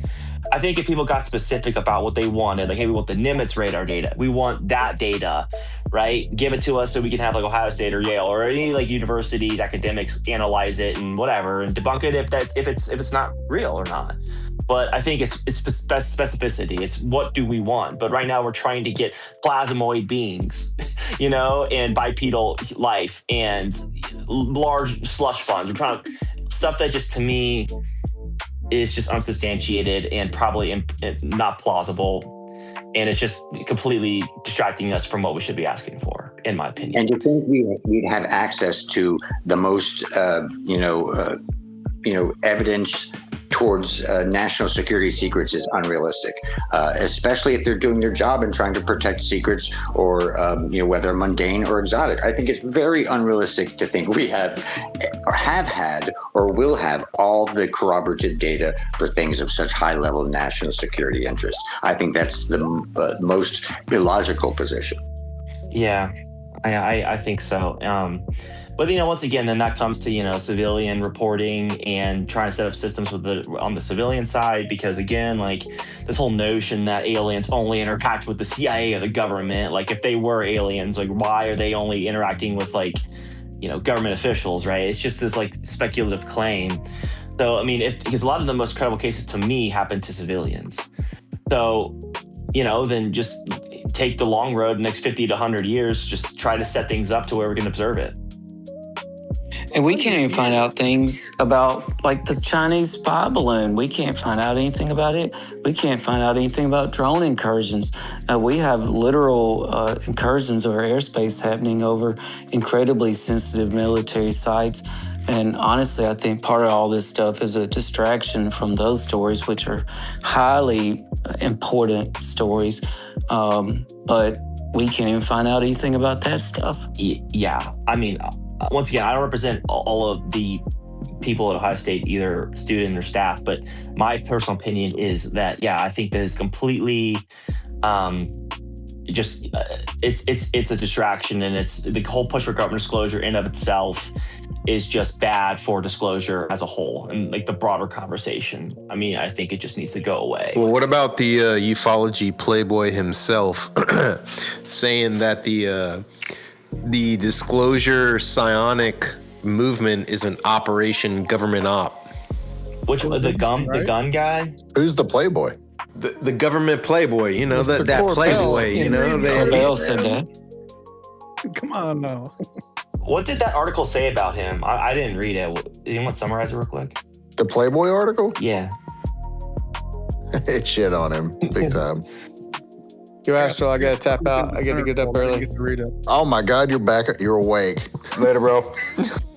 Later, Desmo, welcome back. Man, I've been trying to. Hey, we're not gonna get back to the moon with people sleeping on the job. I'm out. Thank you, Desmo. It is interesting, Astral. Corbell never had Barber or any of those guys on. And that was interesting because then it all kind of clicked to me today. I was thinking, well, why the fuck is he asking Jesse Michaels, like, would you tell the truth and all this stuff and all these things? And I'm like, why the fuck? I'm like, oh, because the Skywatcher stuff, man. That makes sense now. That's interesting.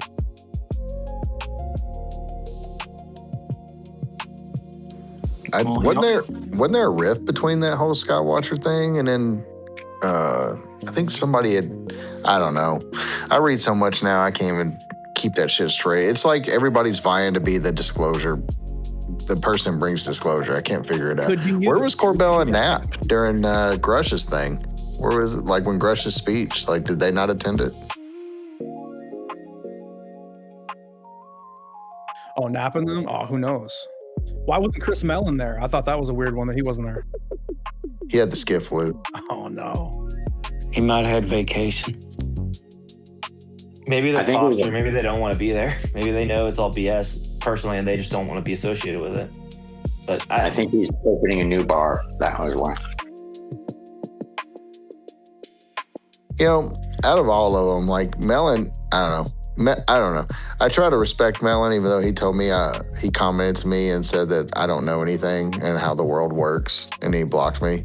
But his son was cool. His son was very approachable, which I had in a space one time. He actually came in, I interviewed him, and he seemed like a pretty cool guy. Actually, there's no telling. I know he was. I remember that. Yeah, and I think did he delete his account? Wait, did he? I don't know, dude. He's never I'd never see him anymore. Is he really a UFO kind of guy though? Does he really follow the subject? Yeah, he is. I think he was interested. I don't know. It's stupid for me to ask that though. You don't have to. Dude, the one thing that got me was when Luna had that 1 week where it was supposed to be like the disclosure week, maybe like a year and a half ago. And Melon, Grusch, and Elizondo were all invited to a skiff, and they all fucking called out. Like, they're like, I'm sick. And Elizondo's like, I got a McMinnville fucking appearance. I can't come in for the skiff. Like, I was like, bro. Yeah, I want to talk about how Lou's obviously on Ozempic. Have you seen him lately? Come on, y'all have to have seen that latest video. I think he said it was stress, dude. He was all stressed out or something. That ain't stress, bro. Not stress? Yeah, he got into an accident with the reindeer. Bro, he would have gained weight laying around eating. Ain't no way. That man's, you could see his cheekbones now. He was talking about the moon the other day. I haven't seen anything. I haven't seen a new. He used to be shaped like a pear, so I think that's a good point. I think Ozempic also. Yeah, man. I mean, there's nothing wrong. Don't get me wrong. There's nothing wrong with it. But, I mean, that man has made it's a drastic change. Look at Burl. From what he was 6 months ago. Wasn't he like a crazy motorcycle accident? Yeah, but I don't think that's how he's losing weight. He was losing weight before then, dude. When he was at the restaurant opening, dude, he had the skinny jeans on and shit. You could see he was already losing weight. All right, Terrestrial. No. I'm gonna put people on the spot right now. Was Lou in the Legacy program? Yeah, I don't think so, brother. No, I don't think so. I mean, I don't have any proof that he was, dude. How can I say that he is? All I'm saying is I got a source that says he was never he can't. There is no, how do I say this? There was no information that could be found that could verify Lou Elizondo worked for Space Force. For Space Force? Damn. He said he had an NDA or something he signed with them, didn't he? He definitely said he worked for Space Force. Yeah, multiple times. With Grusch. At the hearing. With Grusch. At the hearing, he said in 2023 he signed some NDA, and I think he said with Space Force. I could be remember it wrong, bro, but there's a clip of it somewhere. But he just said in a news thing that he was studying physical craft when he was with Space Force. Like, if you've got an NDA, is that what you're saying? No, I don't. I'm not saying. I haven't seen the clip yet. I ain't Lou's full of shit. All these people that say they've seen craft or talked to firsthand witnesses, where is that like? Where's the evidence? Where's like the documentation for that? Ohio, be careful, man. You're gonna get yourself put in a category like me, and you're gonna shine. People are gonna hate you. Well, once again, like I said, I'm just me speaking here, and like I think it's important to have ask these questions and integrate these two different worldviews. I mean, I just would like to know because. People saying that is not a trivial thing. I mean, that's something that's a pretty big claim, and I'm really interested in trying to, I want to try to make it the topic as credible as possible, at my school, right? I'm trying to get it taken seriously because I don't think people in the community understand that the UFO community is a very small, fringe group of people. It's majority of people don't necessarily. No, bro, that's a good approach to it, and I think honestly. It's a way to be able to study this stuff where you're not having to look through back in time and confirm anything historically for the UFO topic at all. If the shit is going on, if UAP, non-human intelligence is interacting with us right now, this moment, we should be able to measure it. We should be able to go out into the field, look up in the sky, and use multi-sensored collection data to be able to measure all that stuff right now. And I think that is the point of the field, not to confirm that Roswell was real 50 fucking years ago, of preying on the government to release the information that will confirm that all this is real, but an active way for people to say, okay, like there's something out there. We acknowledge UFOs, UAP is real, but here's how we approach studying it, or like making a field out of whatever we're trying to study. And I think if you can get colleges or like college students interested in that, bro, that is the fucking future. That is what I think is the way forward. Yeah, and like I said, I think is accessible in terms of the price point now, like never before. They have these, groups doing this stuff, but they don't include things that the public would want included, like psychologists and sociologists to analyze different aspects. I don't want my beliefs, or thoughts confirmed. I want to know the truth about these mysteries, and I think that's a reasonable position. And Astral, you and I have talked about this before. That is one of the most logical positions, to expect information that's extraordinary or have national security implications that are massive. Is unreasonable to get that from the government, but it's not unreasonable to get that from the public. And there's plenty of groups doing great work in that way. We've mentioned the Tedesco brothers, and how to do it and the finances of doing it are very much within crowdsourcing ranges. Well, that's why I've always believed that, like, if there is something that's got to be disclosed, it's not coming from the government. Like, it's just going to have to be an event that happens that, citizens are going to bring it out, and they're going to be the ones to disclose it. And I'm not saying it's because the government's doing it because it's secret or whatever, but it's just going to be one of those events where it can't be denied, right? So you're not going to have the government's not going to be able to, I agree. It's going to be just the civilians in general it's going to have to happen that way.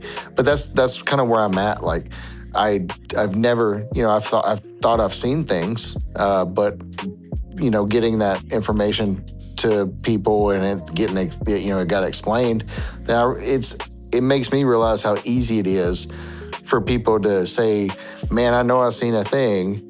And then it turns out that you're so sure of something, but then it gets, if there's enough information, it looks like it could be explained. I'm not saying it's the case for everything by any means, but yeah, I just think that's where, if it's going to happen, it's going to happen at an event where it can't be denied.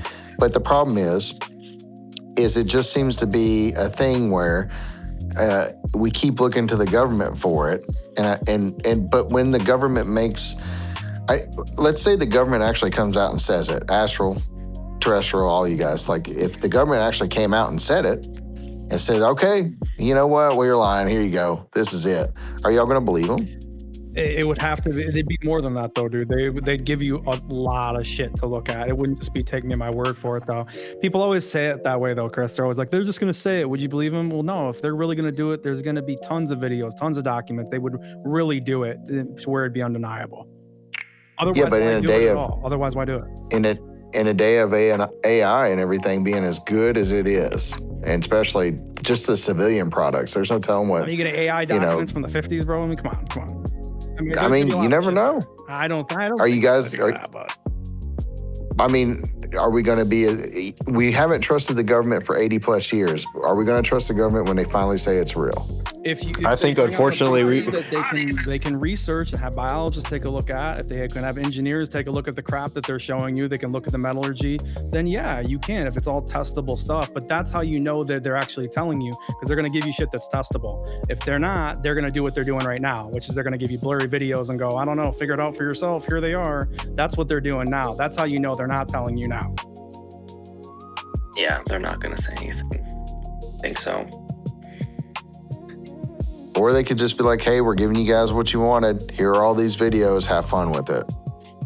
Yeah, but but at this point, Biome is like the third or fourth or fifth tranche. I mean, is the argument, we're building people up. But I mean, the second release was just so underwhelming. I mean, it didn't really build anyone up to anything besides like a couple FBI reports, but But Chris, I'm still of the opinion though that it could still just not even be aliens. It could just be some super secret government, some scientific tech that we've developed over a long time, dude. I mean, they have been working on drones since the 40s and shit. It's definitely possible. The reality is we just don't know. I think the government has some insane tech, I think for sure. Where they fucking got it, that's really still the question, dude. It's not, in my opinion, it's not really that whether or not we have some crazy shit. Probably got it. I agree with that, where because I'm at. you know, the B2 took over 20 years from the time that they started with the development of it to it actually get in production. 20 plus years. I mean, and a lot of that was spent on, you know, getting the B2 and the stealth capabilities, and, you know, getting the exhaust system to pretty much, you know, as low as possible, produce like basically no signature. It took forever. I read recently. It was cool. I read an article the other day talking about how one of the lead engineers for the B2 project he's doing 35 years in prison because he sold secrets about the exhaust manufacturing of the B2 to China. And that was a pretty interesting story because it revealed how long, I didn't realize how long they had been working on the B2. So you can only imagine, like, so in order to work on it, they have to test fly it, right? Can you imagine all the people that seen black triangles in the sky at that time when it was really just a B2 and they were testing it over and over trying to, you know what I mean? The story is that there were 7, there was some, like, a guy that worked for them for Northrop for a long time that came out. He had like a 30-year NDA or some shit like that. This is all off the top of my head, bro. I was looking at this like last year. But he was saying that they made a bunch of those, and then there was like these bigger ones that were made, these bigger 6 or 7, these giant black triangle ones they made, kind of boomerang shit. And what's the name of why am I blanking on it? The wave, it was over New York or whatever. Why am I blanking on the name of that wave? Ash, you remember that wave of UFO sightings? Hudson Valley. Yeah, Hudson Valley. Yeah. So he was saying that he thinks that was one of the larger ones that they made. And it was supposed to be these bigger ones were like 50% or more larger than the original ones they made. It's pretty interesting. Yeah. My dad. They're not mutually exclusive. Think of the faceted, badass looking stealth fighter that looks like super futuristic now. That started with Have Blue, I think in the 70s. And we didn't hear about that for so long. So it would be unreasonable not to assume, and you'd be so disappointed if they didn't have just extraordinary stuff that we don't know about. You know, the Nellis footage was great footage of that bizarre craft, but it doesn't exclude other possibilities as well. And usually things are more complex and dynamic than we think. And my dad was an Air Force officer, retired as an Air Force officer. He was a GS-15. He's a PhD in material science. He worked at AFRL, Air Force Research Laboratory in Dayton, where I'm from, Ohio.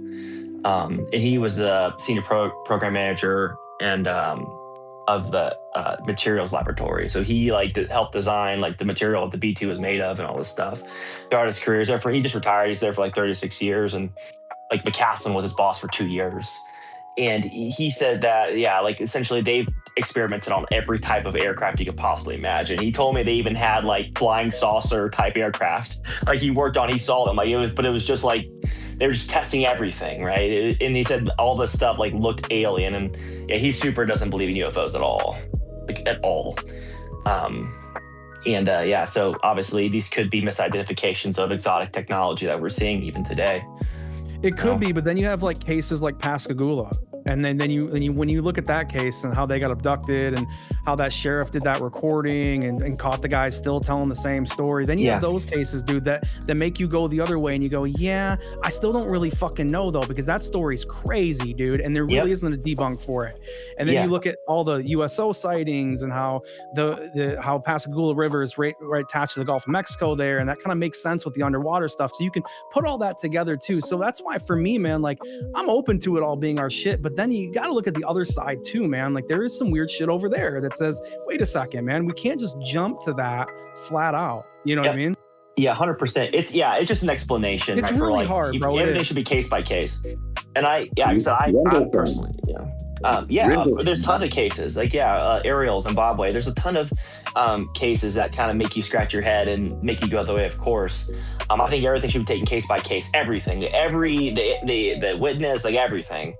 And to me, it's and I think of technology. I think the government has stuff that's exotic. But just like I said, my dad, he's retired. He's been retired for a couple of years, and obviously he's at TS level. He can't tell me stuff, but I I think that still they're very focused on jet propulsion technology.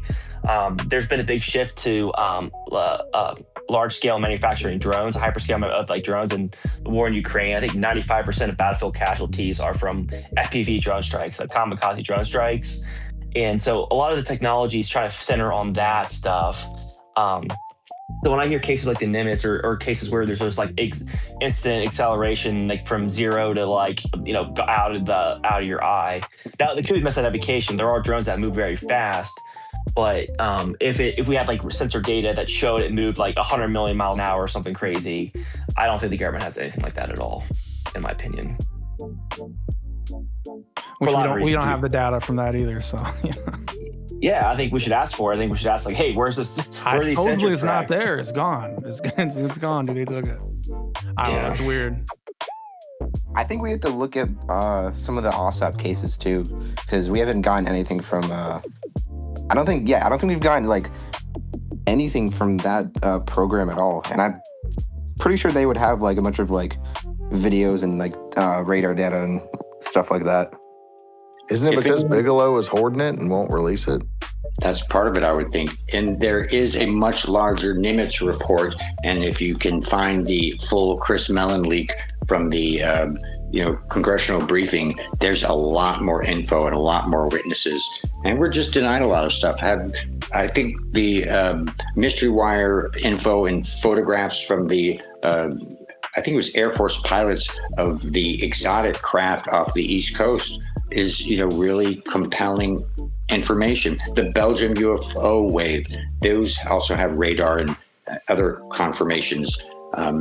So there's likely a lot of different stuff going on, and to discount secret black projects is, I think kind of silly, but it doesn't remove the other possibilities being certainly worthy of investigation, The OSAP report on Nimitz is interesting. Is that the one you're referring to? Yes. Yeah, so I read through that. I read through that because, obviously, I think, if anything, for me, out of all of the whistleblower stuff and all the stuff that I've heard since I've been on this platform, I think the Fravor Nimitz thing is still the one that's I think it's being held as still the top dog as far as higher standard. Gold standard, yeah. Right. It is. Right. It is. And so I thought it was interesting. There were some interesting parts in that report, and I had screenshotted a bunch of those on my old phone.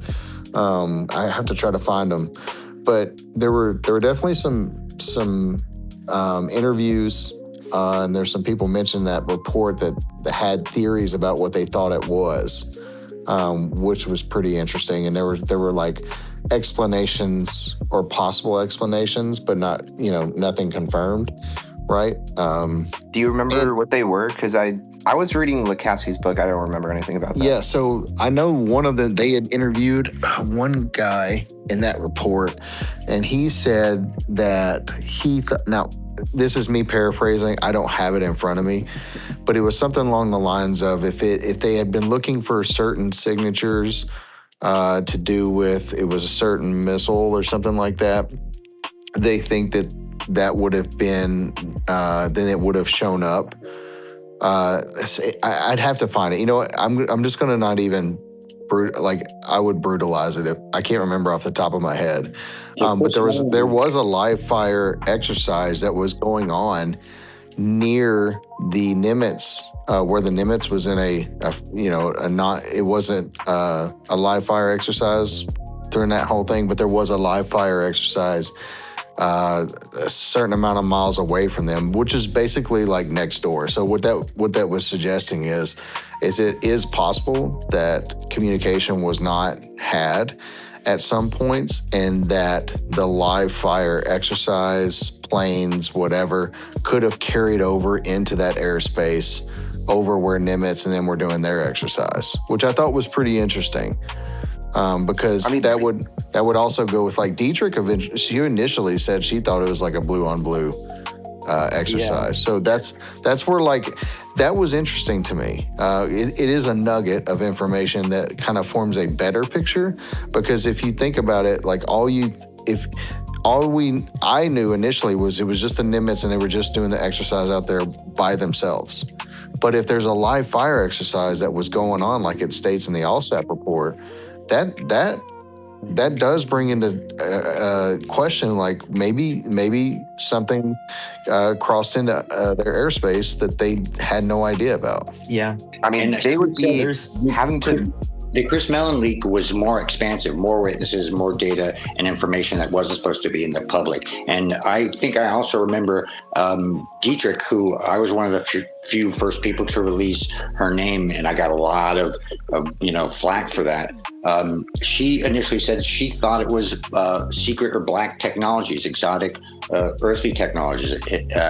If anyone has a different understanding, I'd love to hear it. That's my recollection. But the information that I saw and, of course, withheld with many more witnesses and details was more expansive than the OSAC report. So I think it's a very interesting case, and we've certainly been denied a lot of other data. And there were other ships involved for certain. Yeah. So are we saying that the Tic Tac is Lockheed Martin then or something like that? I think it's our stuff. Yeah, I think it was ours. I think it comes down to two things. I think it just comes down to like that sensor data specifically, like what is it showing as far as the movements and the speed and all those calculations, right? And then it comes down to two, the witness testimony. I mean, I hate to say it, Fravor and Dietrich. And there was a discrepancy, I think, in their reporting. I think Dietrich had said it was like 10 seconds. Fravor said it was like 5 minutes. So that is, something that should be examined a little bit closer, I think. And I mean, I think they already explained that she was just looking at him most of the time, which is why she didn't see it. Okay. Well, there you go. See, I did not know that. So thank you for expanding on that. But and then it just comes down to Dave Fravor's case. How was it moving? Was it like hovering, stationary? They said it was like bouncing around a bunch. Obviously missiles don't do that stuff. And then how fast it take off? Was it like YouTube videos on YouTube look like if I saw that over I would think it was like a UFO. That's how fast it moves. So it could be some, like I said, like technology. Then you have to look at, the reports, like at what technology was out during that time. Like this was 2004. So did we have that kind of technology in 2004?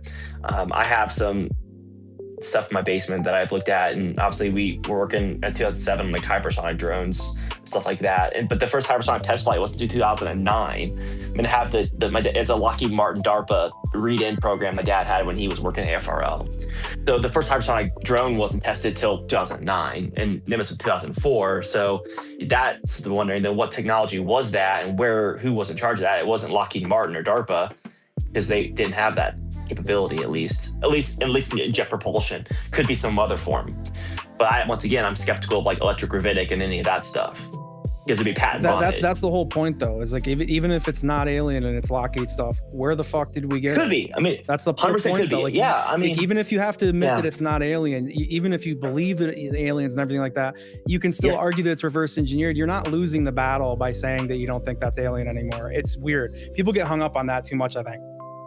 It needs to be I still personally don't think it is, just because of all the other cases like Lonnie Zamora or Valenceau France or Pascagoula abduction. I agree. Yeah, and then you bring in all the historical cases that kind of add up, and I just don't know. But I think that what you just said, Terrestrial, people should be looking for the truth, not just to validate their beliefs. And there's too much of that goes on, in my opinion. I mean, for the psychic stuff, the best episode you could watch right now would be probably the Joe Rogan Dean Radin episode that just premiered today, which I think is fire. Check that out. Screen, what's up, bro?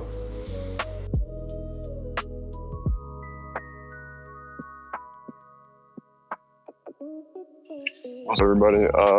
Sorry, hopefully the garage and the outside noises don't kill y'all too much, but there was a question asked earlier. I think it was Terrestrial. If it's not misidentification, then what are the cases like Pascagoula, right? I mention this all the time. It gets looked over, but there are explanations for those types of cases, right? That's why I tend to look at the ones that have physical things left behind. Like I always talk about the one where the dude's elk hunting, claims to shoot the cube, recovers the bullet, It's in the Missing 411 documentary, the second one. That guy blocked me because Pilates. Yeah, man, I've never mentioned anything. Oh, I wonder why. I've bro. never I wonder mentioned that why. guy ever. But so, anyways, this is my point. Everybody's tripping when that 2 years ago, plasmas in the thermosphere paper came out. Oh, they're saying plasma is sentient. Well, like 4 months later, almost all the same people. It's like the same people minus 2 or 3. Like they release another paper on plasmas. It's like instead of it being like 1 to 3 pages, it's now 109 pages. And they elaborate because in the first one, they didn't say the plasma was conscious. They said it seems to mirror consciousness of the observer back at them. Right, almost in the same way. Dude, fire Grusch seems alive, just said right? sentient plasmoids, bro. What do you think about that? Well, that's what I'm getting to. I don't think it would be like you arguing if AI is sentient or not. People are seeing the reflection of themselves in it, and this is the point I'm making. In the paper, that when they re-release it and they elaborate, they talk about the plasmas and how they charge couple and can be miles wide, move way faster than anything we have. So it explains a lot of that. And then, like you say, what about Pascagoula? Things like that. Well, they also talk about how the plasmas distort the firing of the brain and cause you to hallucinate. So there you go. There are ways to explain this. It's just not the answers people want.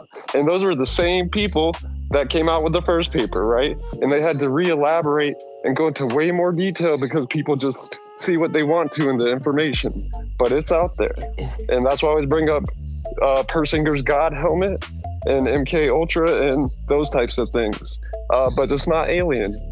Sorry. Yeah, the plasma stuff. I mean, so like on that, like, read in from Lockheed DARPA 2009 that from my his dad's career. It said in there that it has a little thing where it talks about it communicates through plasma. So I guess, when vehicles move, it says in this little read up, but I guess when they move at hypersonic speeds, it creates a plasma sheath. And when they're sending radio waves to communicate, like two-way communication, I guess it allows, there's a blockage and they have to use plasma to, I don't know. I don't have a PhD in this, but they do use the government uses plasma to communicate and how it affects radio waves with hypersonic aircraft. I mean, it's in No, and that's probably the big secret right there is that type of communication and also what it does to the radar, and then how you can figure out how to reverse engineer ways to cloak yourself, right? And that's another thing. Those plasmas, maybe people don't realize this, but they're giving off so much energy. They have electromagnetic radiation coming off of them, right? And that is what's affecting people that get close enough to it. And it's just not talked about. And we all know about it and just overlook it. 90% of the UFO stories start out with, I was seeing flashing lights and then this crazy thing happened. Yo, Chris, what's this dude? Who the fuck is this again? Up front, who's like, hey, Grusch, guess what I'm doing? What is this shit? That's McGowan. Oh, Jeremy McGowan, yeah. Hey, you better believe if that picture gets around, the Grusch is going to be nervous because if McGowan's a contractor, if McGowan's at NGA, like, he's probably also asking people like I have about like, hey, you guys heard of David Grusch? You know anything about David Grusch? Which is not illegal, by the way. People have claimed in the past when I've made that post that apparently it's illegal for you to go around asking about David Grusch, which is absolutely stupidly absurd. But yeah, that would make me extremely nervous if I was David Grusch having somebody like McGowan at NGA asking questions. I'm just saying. Because McGowan's a pretty likable guy and he's well connected. I just thought it was funny, so I posted it up there. I mean, would the people Grusch worked with, would they even still be there? Absolutely. Grusch worked there up until 2023. So he was only there for like 2 years, man. And that's another thing too, by the way. He was only there for 2 years. Like there wasn't a whole lot that he was really probably involved in within 2 years of being there. Like, cause there's onboarding, the process takes a while. I'm sure that you gotta get trained up on things like any other job. Like he went from the NRO to eventually into the NGA. And I think somebody got him the job at NGA. Is that what he said? I believe he said that somebody pulled some strings for him to get that job when he was on Rogan. And I want to say maybe Jay Stratton or somebody, I don't really know. But yeah, I don't know. I haven't talked to McGowan, but I want to know what he asked around about. Is the NGA where he was the capacity he was working in, where he encountered all this UFO stuff, all this NHI stuff? Is that what the claim? Because I'm not too familiar with it. I think he said he's seen some stuff there, but I think most of the stuff was like UAP task force stuff. Yeah, so the UAP task force was a secondary, it wasn't like a main duty. It was like a special duty that the way he framed it was, they were asking at work, like, do you want to pick up this little special thing on the side? Like a collateral, and the Navy would call it collateral. To boost your resume type thing. Like you get involved with some stuff. Yeah. And so that's why he did it. Now, if you ask Logan Linval, he said this in a space, that Grusch called them. Like Grusch wasn't selected. Grusch called them, and they eventually brought him on. That destroys the claim that he wasn't a UFO guy, and he had no NHI UAP beliefs prior to getting involved. Oh well, this is the only time one of the things I brought to the plate was connecting that with that whole. So Greenwald had a FOIA request that come back from the DOD IG interview with Grusch back in 2021. And where Grusch was asked how long he'd been studying the topic, and he said about 15 years. Now, when Grusch came out on Joe Rogan, he said that he had not really, UFOs hadn't been on his radar until he had saw like the 2017 article, and then through his capacities with work, he started getting more involved. But in the FOIA request in the interview, it clearly says that Grusch stated 15 years, which would have put him back in his college days. Contradiction, yeah. I mean, before he commissioned. There was a psychological study done that's pretty famous that I've read, and I don't think anyone here. It's pretty, not great, but it essentially came back that 90% of people that report being abducted by aliens show fantasy proneness and fringe beliefs prior to, like 90%. Like essentially anyone that makes a UFO related claim, or this was specific to alien abduction, but essentially anyone that made an alien abduction claim was essentially, believed in all that, stuff before. It wasn't like I just got abducted, like this Pascagoula case. What are alien abductions? According to Leslie Keene, that they didn't bring that out because they wanted the topic to be taken seriously. Yeah, because once again, then it's the method of how they come to this. Like even Betty and Barney Hill, which is the most famous, it was all done through hypnotic regression, and I think they've pretty much shown at this point hypnotic regression isn't really reliable as a means to bring back information and memories. And even the most normal cases like that. It's tough. Yeah.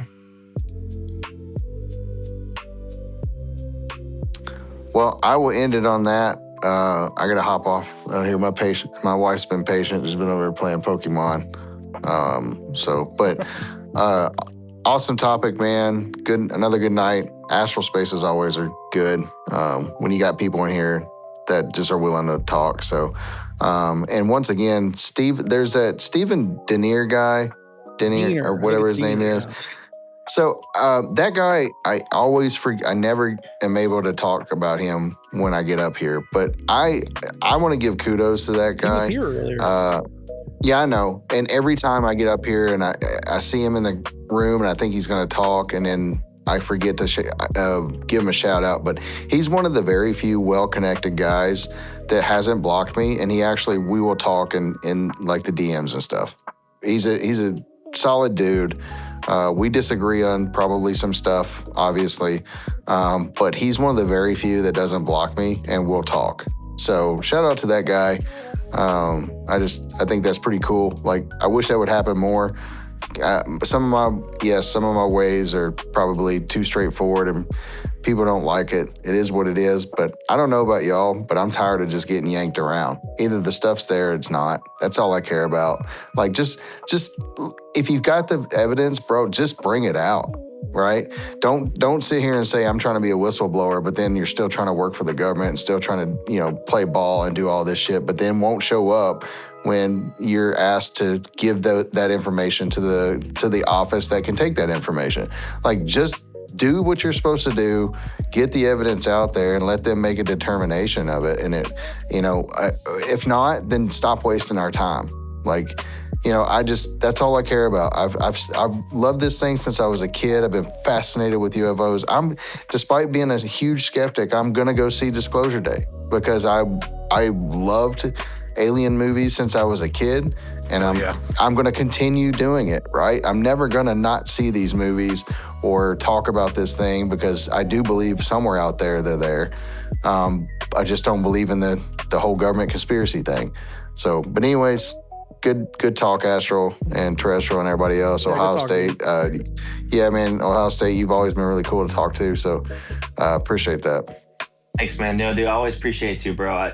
I can't stress the importance of having an environment where both skeptics and believers can come together and have these just conversations, even if it hurts, And I think that's what we're trying to build here. I think that's where the future lies. So, thank you guys. Yeah, thank you, Chris. And Astral's the biggest opponent to Disclosure. It's not even me. It's Astral. I don't know why. I don't know why everybody hates on me. Like, UFO Joe hates Astral. Everybody hates Astral.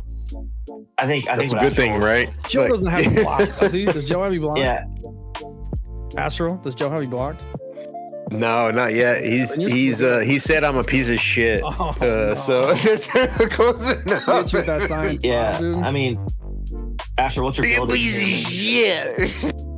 I think what you're building here should be the blueprint of how we conduct this conversation, man. So I really appreciate it, man. Your spaces are always, off the chain. Awesome. No, and that's honestly, I got the UFO Twitter week coming up.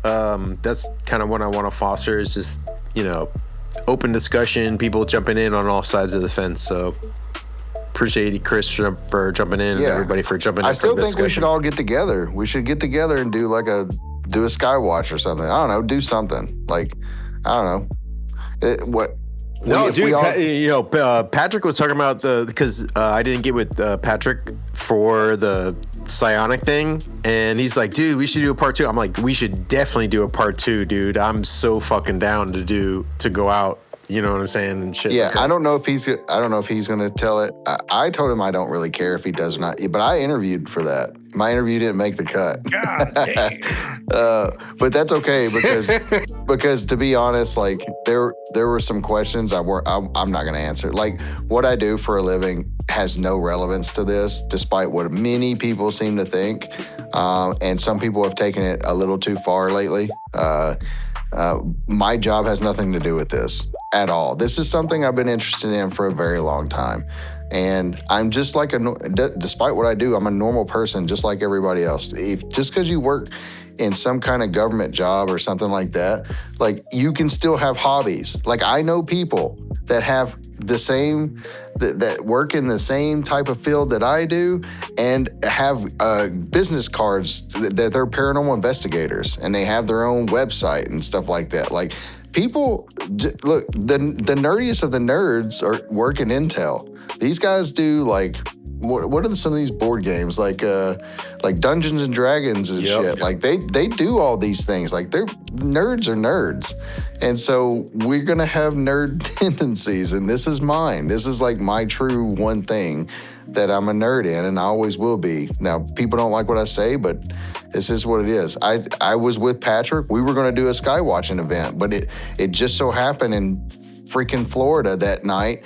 Came the monsoon of monsoons, and it just rained nonstop, and we couldn't do the Skywatch. Bro, we were about to go to a Bledsoe. Shit, dude. You know, like we were about to plan up to do the little Skywatch and shit. So I think that's what needs to happen. You know, have you ever met Patrick? Have you ever met him? Yeah, I met him at Contact last year. Yeah, he's a cool dude, man. He's fun to hang out with. Like, I think you, me, and him would have a blast. Hell yeah, we go do something. We're I would say if you guys I'll put something out there in the ether, but we're trying to have an event in the fall at Ohio State. Kind of to have professors. We have like a bunch of professors at Ohio State to talk, and I'm not actually sure what the event's going to be or look like, but we're trying to set it up, and the whole goal is to kind of do what we're talking about, is to bring in, you know, uniting these two worlds of belief and trying to come together on like a single coherent narrative and like a cohesive like analytical framework for now talking about it. So I mean, we're obviously it's an Ohio State event at the university, and you know anyone's free to come. So I mean, if you guys, that's dope. So yeah, dude, let's plan this up. Let's hype it up and shit, dude, for sure. Yeah, it's a lot. Yeah, I mean, it's a lot. I mean, I've been working with Shri Tata at Yale to help me with it a little bit. I'm just so busy with school and everything. I got a kid, and it's tough, you know. But I want to make it happen. And the president, she's like a 22-year-old chick that loves, you know, she's just into, you know, being a chick. But I mean, being you're into her. She should. Uh-oh. But she's There we go. But I would say if you guys. I mean, if we have an event, I would love for you guys to come and support at least the university side of it. Because like I said, even in science, even high levels of science, like people have these same disagreements on the data, right? So I think for the UFO community, we need to kind of try to come together on how we look at it. So it'd be great for you guys to come. Well, keep us informed. Keep us informed of that. And shoot that shot, brother. Shoot that shot. I will. Yeah, I deactivate this account here and there when I just get over what I just, you know, sometimes just put UFOs out of my mind for like a month or two at a time and don't think about it. But like, I do enjoy the conversation, especially these conversations we want tonight. To me, these are super, like, you know, I think constructive, and these things need to happen more often. So thank you, Astral. You miss 100% of the shots you don't take. You remember that. This is the best part of this right now. We got to stick on this, man. Bro, imagine going to college and studying UFOs at Ohio State, bro. You know, like that's the life right there. Dude, I'm a 32-year-old veteran, man. No chicks want to deal with me. Oh, you're young, 32 and stuff. Stop all that old talk. Because I heard you saying that earlier. I was like, get this guy out of here, 30. Dude, I go to class. I'm literally with like, they look like they're 15. It's weird. Guys at a frat party, they're like, oh, I'm studying UFOs for the master's degree. Dude, I don't even drink anymore, man. It's weird, dude. Yeah. But yeah, man, I would love for you guys to come out. No if we beer all want at this UFO thing? You want us to come here with no beer? Oh, no. Well, we did. I know you did drink, but I kind of gave up drinking recently. But yeah. But no, man, that'd be cool because I want, like I said, I want my vision, and I think aligns with Astral's, and I want to see this. Obviously, every college with a UFO club, right? It's just so funny that us in Yale are the only ones like that we know of that are really trying to push it. So we're trying, and me and Tree are trying to work on getting if there are universities together to get students involved, and like I said, to bring it to that generation, because that's where I think disclosure comes from, in my opinion. But I could be wrong. You know, hopefully it comes from the government, but. Hell yeah, keg stands and UFOs. Let's do it. Astral, get it together. I got you read like a book, bro.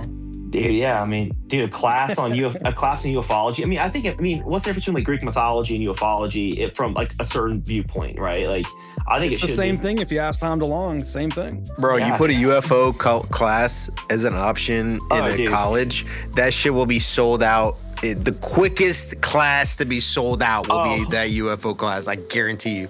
Dude, we have 280 members at the UFO club, but only like 10 or 15 come to meetings because kids just put it as like a resume item. They're like, oh, I should do extracurricular, and they never show up. I'm gonna start getting on people in the fall. Like, hey, you guys need to come. But 280. That's all your anonymous sources. Those are your anonymous sources right there. Yeah. So, you know, it'd be all right. I guess I'm out. See y'all. Yeah, see y'all. I'm out too, man. Astral, thank you so much, man. Thank you. Be back for sure. Yeah, I'm gonna close it up in about 15 minutes if anybody wants to jump up and say any last minute things, but gotta love that source journalism. I'm waiting for disclosure day on Prime, buddy. I'm gonna wait. Are you waiting till Prime? There's no way you're gonna be. It'll be 2 weeks. It'll be 2 weeks, dude. Are you kidding? No way. There's no way you're avoiding it till then. There's no. What if I gotta take a piss, dude? Wait, what do you mean 2 weeks? It's gonna be way longer than I've that. had hard enough time avoiding it just in this space alone, and like the last 3 days avoiding any spoilers has been fucking impossible. Guy sitting next to me gonna cough fucking malaria all over me, dude. I'm good.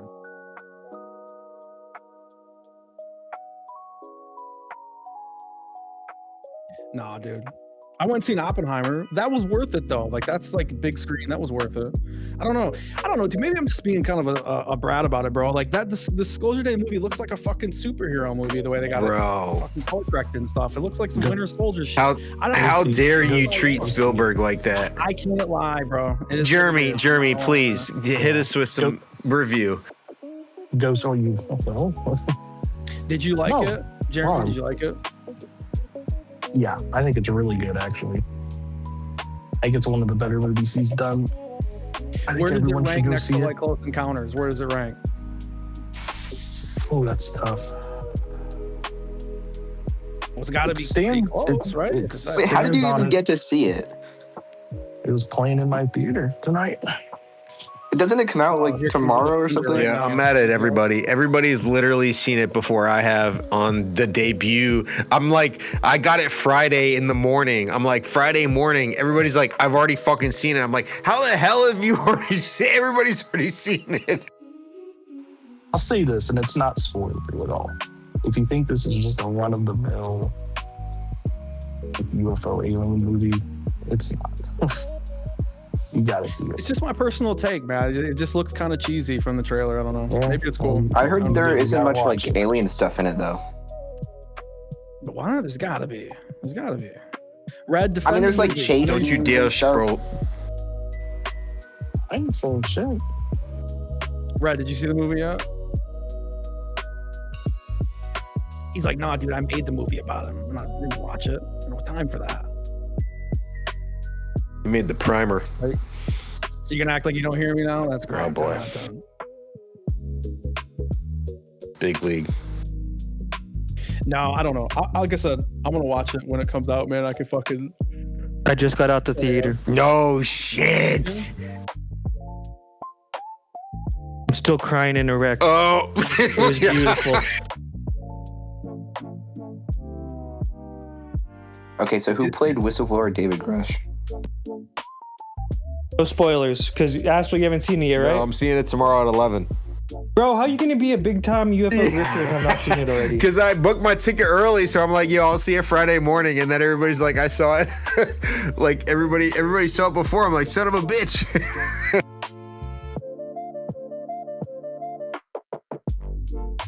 Cool. I won't spoil it, but it was cool. Who else saw it? Anomaly Files, you saw it? I saw it. I wish. I saw it. Jeremy tonight. saw it. It was fun, right? It was cool. If you're a UFO nerd, go see it on the big screen. I'll say that much at 100%. least. None of this terrestrial fucking debunker bullshit. Oh shit! I think it's on Amazon Prime. Debunker. Panda, the way I said it, without spoilers, that was batshit crazy. Is batshit good? Is that what you said? Batshit crazy.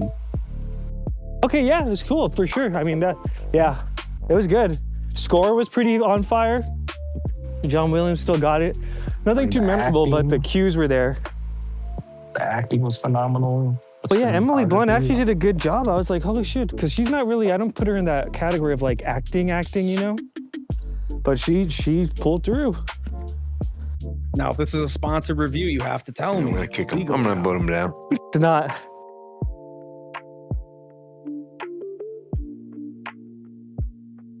UFO nerds will be like, oh, you know what I mean? Like that. Like, I see what you did there. I heard that a lot of people didn't like the movie that were UFO nerds. I heard they didn't like it. Who said that? Oh, Money Penny? Money Penny did a whole lot of space history, right? She's like, do not go see this movie. The hater space.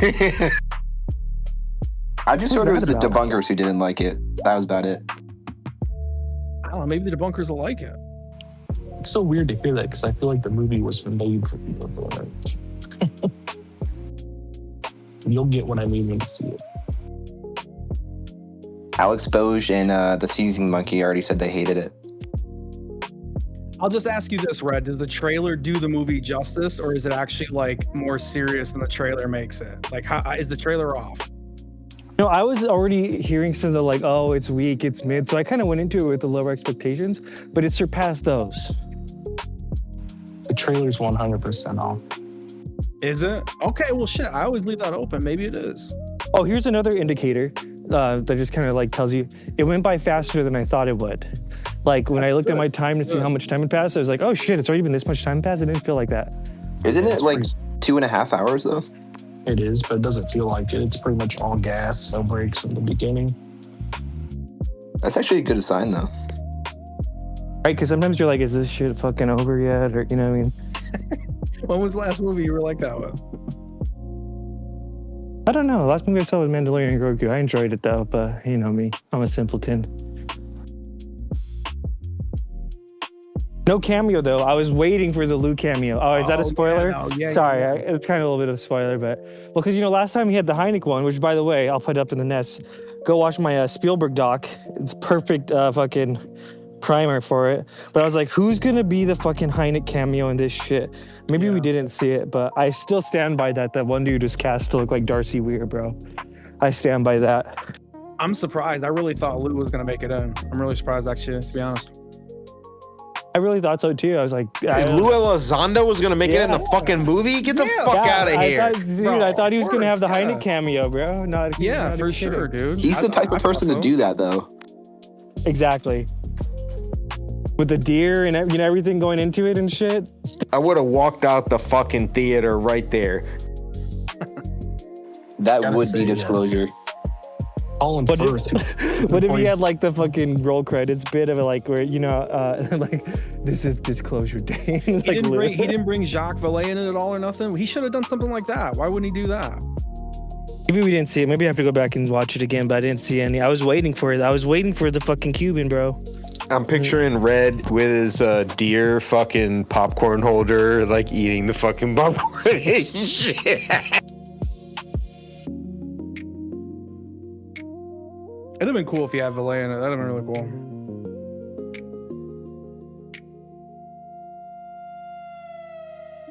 No put off. No I'll put off. He didn't make it either. God, nobody made it. Who thought this was gonna be disclosure? I mean, it was cool though. So Astral, you're seeing it in the morning on a Friday morning, bro? What is this? Who sees movies on a Friday morning? Yeah, sorry, I'm trying to like get the first showing of it like weeks in advance, and then all of a sudden everybody's like, I'm seeing it on a Wednesday. I'm like, how the fuck are you seeing it on a Wednesday? They're like, I just got tickets on a Wednesday. You know, we're seeing it. Everybody's seeing it like days early. I'm like, son of a bitch, I already paid for the tickets on Friday.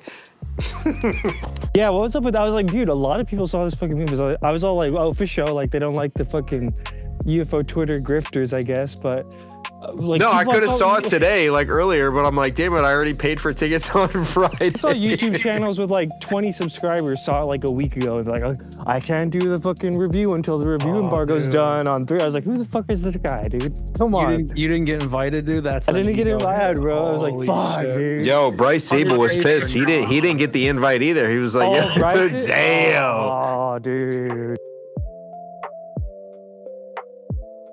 Red was looking at the guy's YouTube. He gets 20 subs. I got 100K. What the fuck? He's like, I work with Spielberg. Damn it! What the hell? Yeah, right. I saw that David Icke. I saw that David Icke saw it. You imagine being in theater and look over that motherfucker sitting there watching the movie with you. Yeah, that'd be. I saw it too, but didn't Ross Coulter do his like review in the theater, like while sitting down? Hello. What? I could have swore I saw on his feed he was like sitting in the theater. He's like, I just watched Disclosure Day, and he's like still seated, and it's like the lights are on. And it's like an empty theater.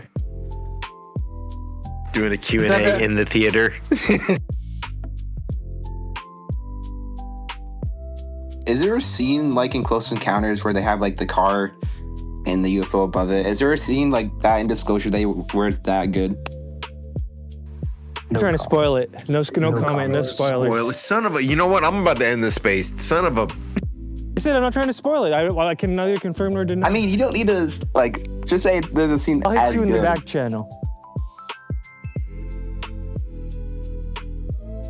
Red, we're gonna need a fire space for UFO Twitter week, by the way. Oh, I got you, bro. Whatever you want, dude. Should I do the Spielberg one? Since I just did my doc, or what should we do?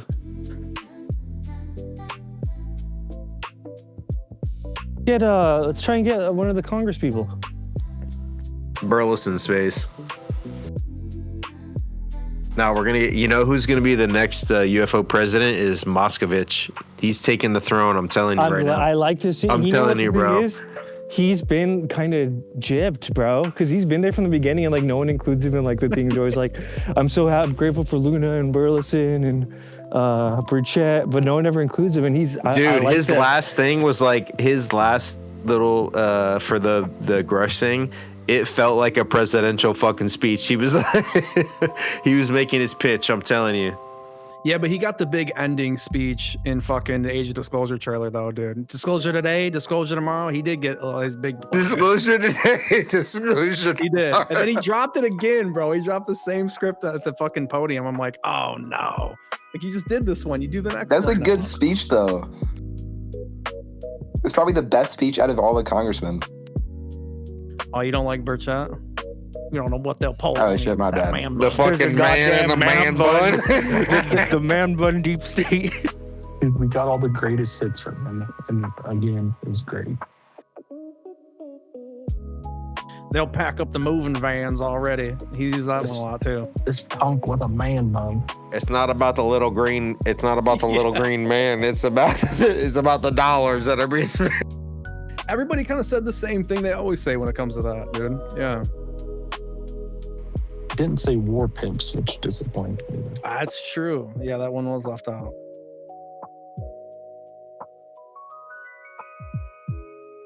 Did he say dadgummit? I don't know, did he? Yeah, he did. So the ending to Disclosure Day, let's talk about it. Panda, let's talk about it. I want to. I don't want to spoil it, though. I know Experience saw it. Experience is my movie, bro. You seen it already, right? Yeah, I just got out. I just got back to the I might have to go start a space after Astral does it. We need a spoiler space. Spoiler space. Okay, I'll do it. I'll do it after Astral shuts it down. Thoroughly enjoyed it, though. I'll say that. It wasn't cheesy. It wasn't cheesy at all. I mean, everybody's gonna find cheese somewhere, but you know, the kind of goofy Spielberg humor wasn't really present in this movie to me. I felt like he was on some other shit on this one. He was serious with it. It was like a message from him. You know what I mean? I don't want to dive deep and ruin it for nobody, but wait for the spoiler space after this. We'll do it quick. We'll run it back. Ashley, you ain't go yet? No, I got it tomorrow, dude. Tomorrow. What kind tomorrow of morning, UFO nerd? It literally T-minus like less than 12 hours. I'm about to see it. I'm gonna take a UFO nerd card. I feel bad now. I should have saw it, you know? Yeah, it is actually kind of crazy you haven't. Yeah. Worst UFO grifter of all time. Terrestrial, you saw it too? No, I'm waiting for Prime on it. But He's waiting for Prime. He don't even want to see it in the theaters. He's gonna wait for He's on some streaming. hater shit. What am I gonna do that? What am I gonna do that? Dude, I can sit in the comfort of my own home, get a pizza, dude. He's on his hater arc. That's cool. If you don't go to the movies like that, I understand. Yeah, I go to the movies. Like I go see everything. You gotta see this on the big screen, man. I'm telling you. I feel like if you spend more than an hour a week in UFO spaces, you might as well go see the fucking movie in theaters. You know what I mean? Dude, do you get a cut or something? Like, what's the deal here? Like, you're gonna spend more time this week talking about it in Spaces Terrestrial. You might as well just go watch the thing, you know?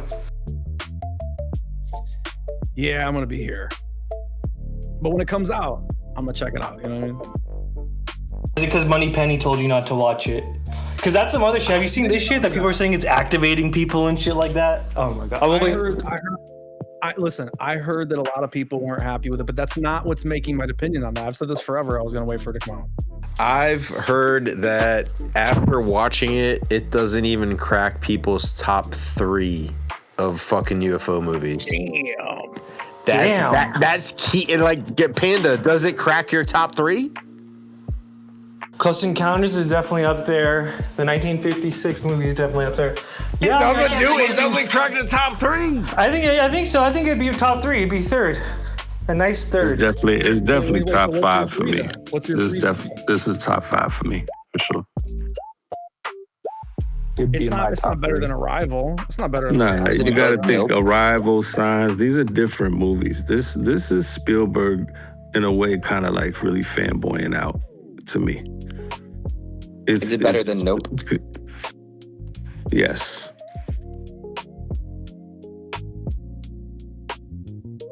All right, shut it down, Astral. Yeah, I got to shut it down. I got a lot to say. I'm all right. Don't be listening on Anon either. Appreciate everybody for coming out. Remote Viewing Space. Thanks everybody for sending their submission. I'm gonna see the movie tomorrow. I'm gonna do a review on it. UFO Twitter Week coming up. Everybody check it out. Fire Spaces coming. I expect everybody to do a space. So peace out. Later, guys. See you.